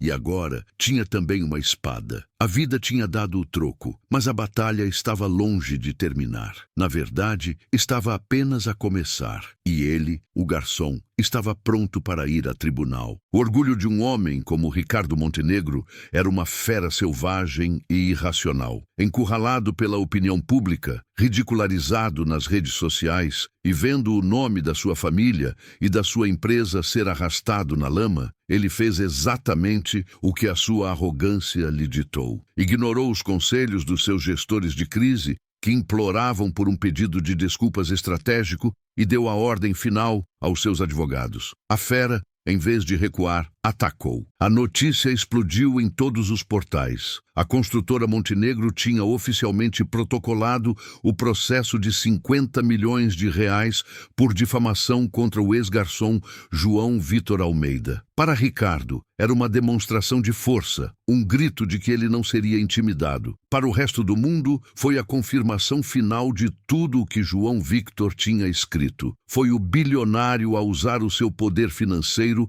para tentar esmagar um trabalhador. Foi a jogada de xadrez mais estúpida da sua vida. A resposta da equipa de João Vitor foi imediata e brilhante. No dia seguinte, a doutora Helena Matos convocou uma conferência de imprensa à porta do seu modesto escritório. Não era um local luxuoso, mas estava apinhado de câmaras, microfones e jornalistas de todos os grandes veículos do país. Ao lado dela, de pé, estava João Victor. Ele não usava um fato caro, mas a mesma roupa simples e digna que usara para encontrar Arthur. Estava visivelmente nervoso, mas o seu olhar era firme. Não parecia uma vítima, parecia um homem que tinha escolhido o seu campo de batalha. Helena Matos era uma força da natureza. Perante as câmaras, ela não falou como uma advogada, mas como uma defensora. "Bom dia a todos", começou ela, a sua voz clara e poderosa. "Estamos aqui hoje porque o senhor Ricardo Montenegro cumpriu a sua ameaça. Ele está a processar o meu cliente, João Vitor Almeida, por uma quantia que visa não a justiça, mas a aniquilação. Eles querem silenciá-lo. Querem fazer dele um exemplo para que nenhum outro trabalhador neste país ouse levantar a voz contra o abuso e a humilhação. Mas quero deixar uma coisa muito clara para o senhor Montenegro e os seus advogados. Nós não estamos intimidados. Pelo contrário, nós celebramos este processo." Fez-se um silêncio chocado entre os jornalistas. Helena sorriu, um sorriso de predador. "Celebramos, porque um processo judicial abre portas que o senhor Montenegro preferiria manter trancadas. Abre a porta para a apresentação de provas. Abre a porta para a convocação de testemunhas sob juramento. Este processo não será sobre o artigo de João Victor. Será sobre o padrão de comportamento do senhor Ricardo Montenegro. E nós mal podemos esperar para começar." Foi uma declaração de guerra. João Vitor, instruído por Helena, não disse muito. Apenas respondeu a uma pergunta, a sua voz a sair mais forte do que ele esperava. "Eu escrevi a verdade e estou pronto para aprovar no tribunal." A conferência de imprensa incendiou ainda mais o debate público. João Vitor já não era apenas um rapaz corajoso. Era um símbolo da resistência. Helena Matos tornou-se uma heroína instantânea. E Ricardo Montenegro, o poderoso CEO, foi reduzido na percepção pública a um mero bully. Nos bastidores, a máquina legal de Helena começou a moer. A primeira ordem do dia foi o pedido de descoberta. uma fase do processo em que podiam exigir legalmente documentos e informações da outra parte. A lista que a equipa de Helena enviou ao escritório Nogueira e Associados era extensa e devastadora. Eles pediram os registros de todos os funcionários do Le Firmament nos últimos 5 anos, incluindo queixas, motivos de demissão e acordos de rescisão. Pediram as gravações das câmaras de segurança do restaurante da noite do incidente. Pediram os registros de queixas de clientes e, mais importante, de queixas de funcionários contra clientes. E não pararam no restaurante. Pediram também os registros de recursos humanos da construtora Montenegro, focando-se em processos trabalhistas, queixas de assédio moral e acordos de confidencialidade com ex-funcionários. Estavam a pescar, mas sabiam que o lago de Ricardo Montenegro estava cheio de peixes podres. A ofensiva legal causou pânico. No Le Firmament, a administração viu-se perante um pesadelo logístico e legal. Pierre, o maître, foi informado de que seria convocado como testemunha. A sua lealdade ao restaurante e aos seus clientes ricos foi subitamente posta à prova contra o medo do perjúrio. Na construtora Montenegro, o departamento jurídico trabalhou horas extraordinárias, tentando encontrar formas de protelar ou negar os pedidos de documentos. Mas Helena era implacável, recorrendo ao juiz a cada tentativa de obstrução. E então, as comportas romperam-se. A visibilidade do caso encorajou outras vítimas a aparecer. A equipa de Helena montou uma linha direta confidencial, e as chamadas começaram a chegar. A princípio, eram tímidas, ex-garçonetes do Le Firmament, que tinham sido assediadas por clientes ricos e ignoradas pela gerência. Ex-funcionários da construtora que tinham sido demitidos por se queixarem das condições de trabalho. Mas depois, as chamadas tornaram-se mais ousadas. A chamada decisiva veio de uma mulher chamada Mônica. Ela tinha sido a assistente pessoal de Ricardo Montenegro durante quase 10 anos, até ter sido despedida abruptamente 6 meses antes. A razão? Ela tinha cometido o erro de o questionar sobre uma manobra contabilística que lhe parecera ilegal. Ricardo tinha-a humilhado, gritado com ela e despedido-a no mesmo dia, oferecendo-lhe um pacote de rescisão generoso em troca de um acordo de confidencialidade férreo. Mas o acordo não a impedia de testemunhar em tribunal se fosse intimada. Mônica tinha guardado tudo. E-mails em que Ricardo dava ordens para resolver queixas de funcionários de forma pouco ética. Gravações de áudio de chamadas em que ele se gabava de ter colocado no seu lugar um empreiteiro ou um funcionário público. E a cereja no topo do bolo, ela tinha uma cópia do e-mail que o chefe de segurança de Ricardo lhe tinha enviado após o incidente no restaurante, que dizia: chefe, o sistema de câmaras do salão principal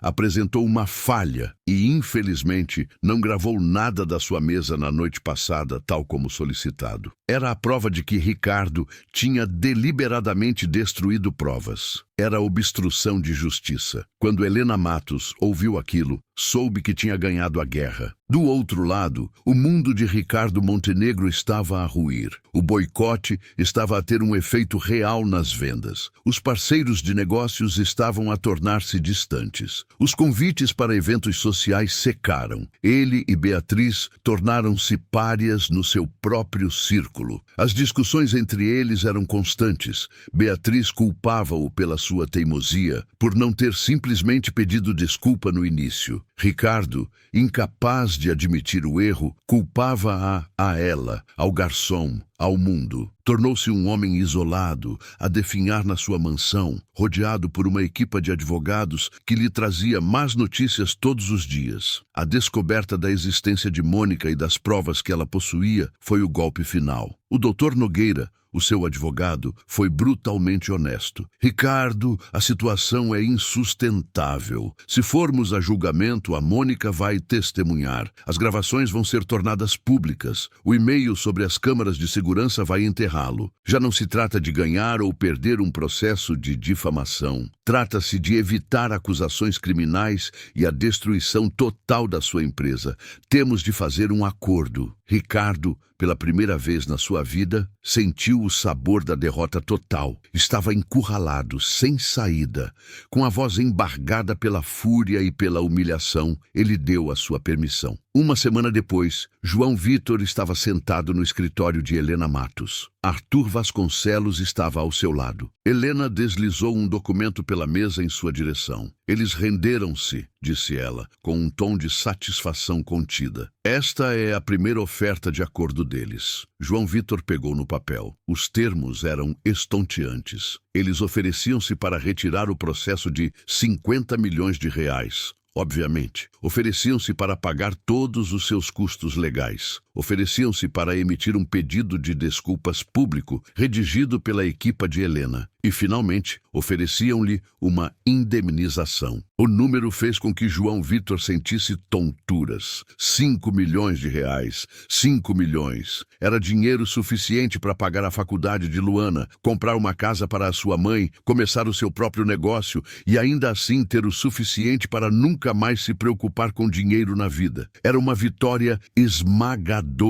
Era o troco da vida, servido num prato de ouro maciço. É uma oferta incrível, João, disse Arthur, a voz cheia de admiração. Tu conseguiste, mas... continuou Helena, o seu tom a ficar sério. Há uma condição, a condição de sempre. Eles querem que assines um acordo de confidencialidade, um NDA. Se aceitares o dinheiro, nunca mais poderás falar sobre este caso, sobre Ricardo Montenegro, sobre nada disto. A história morre aqui. A tua luta torna-se uma transação privada. Ela olhou-o nos olhos. A outra opção é recusar o acordo, rejeitar o dinheiro e ir a julgamento. Arriscamo-nos a que um juiz te conceda uma indemnização muito menor, ou até nenhuma, mas teremos a oportunidade de expor tudo, de colocar a Mônica a depor, de tornar as gravações públicas, de criar um precedente legal que poderá ajudar milhares de outras pessoas. O julgamento seria público e a derrota de Montenegro seria total e humilhante. Helena deixou a escolha pairar no ar. A decisão é tua, João Victor. A vitória financeira e pessoal, garantida, mas silenciosa. Ou a vitória moral e pública, arriscada, mas que pode mudar o mundo um bocadinho. O que é que tu queres? João Victor olhou para o número no papel. 5 milhões de reais. A solução para todos os problemas que o tinham atormentado a vida inteira. A segurança, a paz. Tudo o que ele sempre quis, e tudo o que tinha de fazer era ficar em silêncio. Ele pensou na sua mãe, na sua irmã. Ele devia-lhes aquilo. Mas depois pensou nos comentários que tinha lido no seu artigo, nas chamadas que a equipa de Helena tinha recebido, nas outras vítimas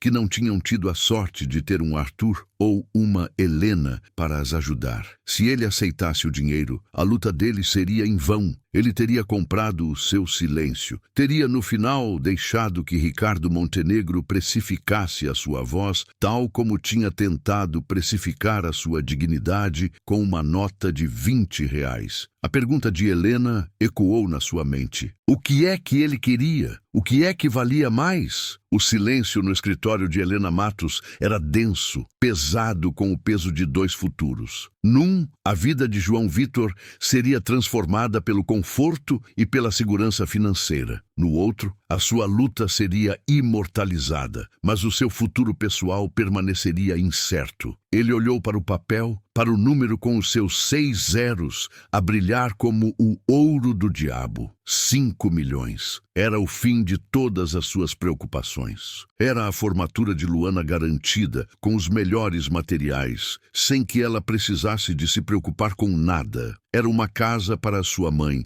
longe do aluguer e da incerteza. Era a sua própria liberdade, a oportunidade de talvez, finalmente, voltar a estudar, abrir o seu próprio pequeno restaurante, um lugar onde a dignidade seria o prato principal. Tudo o que ele tinha de fazer era assinar um papel e esquecer. Mas como poderia ele esquecer? Como poderia apagar da memória o rosto de Carlos, o seu colega, a dar-lhe um toque de solidariedade no vestiário? Como poderia ignorar as centenas de mensagens de estranhos que tinham partilhado as suas próprias feridas, encorajados pela sua voz? Como poderia olhar nos olhos de Mônica, a ex-assistente que arriscava a sua segurança para lhe entregar a verdade? Se ele aceitasse aquele dinheiro, estaria a pegar na sua dor coletiva e a trocá-la pelo seu conforto individual. Seria a traição final. Ele pensou na nota de R$ 20, para você comprar um pouco de dignidade. Ricardo Montenegro tinha tentado colocar um preço na sua alma naquela noite. Agora estava a tentar de novo, só que o preço tinha aumentado exponencialmente. Passara de 20 para 5 milhões,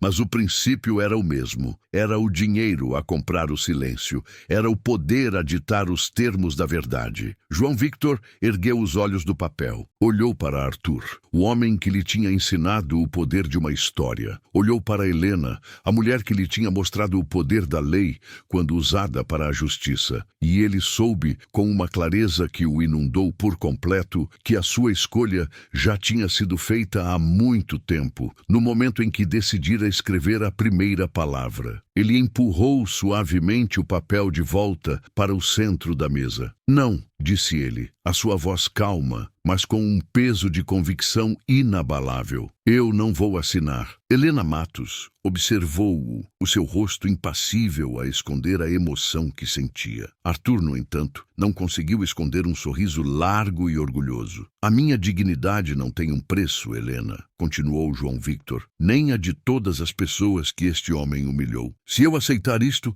a história dele é que eu era apenas mais um oportunista que queria dinheiro. A minha história é que a justiça é mais importante do que o dinheiro. E eu quero contar a minha história no tribunal, para que todos possam ouvir. Helena Matos finalmente permitiu que o seu próprio sorriso surgisse. Era feroz e brilhante. Eu esperava que você dissesse isso, João Victor. Prepare-se, nós vamos para a guerra. O julgamento foi o evento mediático do ano. As câmaras alinhavam-se à porta do tribunal todos os dias. O caso, o garçom contra o bilionário, dominava os noticiários. Na sala de audiências, a atmosfera era elétrica. De um lado, Ricardo Montenegro, pálido e mais magro, flanqueado por uma equipa de advogados caros que pareciam cada vez mais desconfortáveis. Do outro, João Victor, sereno, ao lado de uma Helena Matos, que se movia pelo tribunal como uma leoa no seu território. O testemunho de Mônica foi a bomba que destruiu a defesa de Montenegro. As gravações de áudio ecoaram pela sala silenciosa. A voz arrogante de Ricardo a gabar-se das suas conquistas e a desprezar os seus subordinados. O e-mail sobre a falha deliberada das câmaras de segurança foi exibido num grande ecrã, a prova irrefutável de obstrução de justiça. Helena convocou outros ex-funcionários. Um após o outro, eles subiram à tribuna e contaram as suas histórias, pintando um retrato devastador de um reinado de tirania e assédio moral. Quando chegou a vez de João Victor depor, ele não falou com raiva. Contou a sua história com a mesma simplicidade e honestidade com que a tinha escrito. No final, Helena pediu-lhe que mostrasse ao júri a prova final. João Victor tirou da sua carteira um pequeno pedaço de plástico onde tinha guardado a nota de R$ 20. O oficial de justiça entregou-a ao júri. A frase, para você comprar um pouco de dignidade, foi lida em voz alta, as palavras a pairar no ar como uma condenação final. Ricardo Montenegro foi destruído na tribuna das testemunhas. Helena desmantelou-o com perguntas precisas e implacáveis, expondo as suas contradições, a sua arrogância e, finalmente, o seu pânico. No final do seu depoimento, ele era um homem desfeito. O veredito foi rápido. O júri considerou que as ações de Ricardo Montenegro tinham sido maliciosas e deliberadas. O juiz, nas suas observações finais, falou longamente sobre como a dignidade humana não é um privilégio dos ricos, mas um direito fundamental de todos. concedeu a João Vitor uma indemnização por danos morais. Não foram os 5 milhões do acordo, mas foi uma quantia substancial, R$ 800 mil. E, mais importante, ordenou que Ricardo Montenegro e a construtora Montenegro publicassem um pedido de desculpas formal em todos os grandes jornais do país. A derrota foi total. As repercussões para Ricardo foram catastróficas. A sua empresa, já abalada pelo escândalo, perdeu investidores e contratos. O Conselho de Administração forçou a sua demissão. Beatriz, finalmente farta da humilhação pública, pediu o divórcio. O Le Firmament, incapaz de recuperar a sua reputação, declarou falência alguns meses depois. Ricardo Montenegro, o rei da cidade, tornou-se um recluso, um fantasma a assombrar a sua própria mansão vazia. A vida tinha lhe cobrado o troco, não apenas em dinheiro, mas em tudo o que ele valorizava: poder, estatuto e reputação. Para João Vitor, a vitória foi o início de uma nova vida. Com o dinheiro da indemnização, a primeira coisa que fez foi criar um fundo para a educação de Luana, garantindo não só a sua licenciatura, mas também a sua especialização. Comprou uma casa confortável para sua mãe numa rua tranquila, com um pequeno jardim para ela cuidar das suas plantas. Mas ele não parou por aí. Juntamente com Helena Matos e com o apoio de Arthur Vasconcelos, usou o resto do dinheiro e a sua recém-adquirida influência para criar a Fundação Dignidade, uma organização sem fins lucrativos que oferecia aconselhamento jurídico gratuito a trabalhadores que sofriam de assédio moral e abuso no local de trabalho. O seu caso tinha criado um precedente e agora ele estava a certificar-se de que outros teriam as mesmas ferramentas para lutar. Ele nunca mais trabalhou como garçom. Em vez disso, descobriu uma paixão e um talento para a escrita e para o ativismo. Escreveu um livro sobre a sua experiência, que se tornou um best-seller. Viajou pelo país, dando palestras em universidades e sindicatos. A sua história a inspirar milhares. Ele tinha encontrado a sua verdadeira vocação. 2 anos depois, João Vitor estava sentado na primeira fila de um auditório universitário. No palco, vestida com a sua toga, estava Luana, a receber o seu diploma de medicina com honras. O sorriso dela era tão brilhante como o da fotografia que ele costumava guardar na sua escrivaninha. A sua mãe estava ao seu lado, a chorar lágrimas de pura alegria. Naquela noite, para celebrar, ele levou-as a um restaurante. Não era um lugar de luxo, mas um bistrô acolhedor e familiar. Enquanto jantavam, ele observou o jovem garçom que os atendia. O rapaz era eficiente, simpático e tratado com respeito por todos os clientes, incluindo ele próprio. Era uma cena normal, banal. E, no entanto, para João Vitor, era a visão mais bonita do mundo. Ele meteu a mão na carteira, um hábito antigo. Lá dentro, ainda guardava a nota de R$ 20, agora gasta e frágil. Olhou para a frase quase ilegível. A vida tinha dado o troco, não apenas a Ricardo, mas a ele também. Tinha-lhe tirado o emprego, mas tinha-lhe dado um propósito. Tinha-lhe trazido medo, mas tinha-lhe ensinado a coragem. Ele tinha entrado naquela luta para defender a sua dignidade e, no final, tinha ajudado tantos outros a encontrar a sua. Ele sorriu, guardou a carteira e voltou a sua atenção para a sua família, o seu coração finalmente em paz. O troco da vida, afinal, não era sobre vingança, era sobre justiça. E, por vezes, a justiça era a coisa mais saborosa de todas.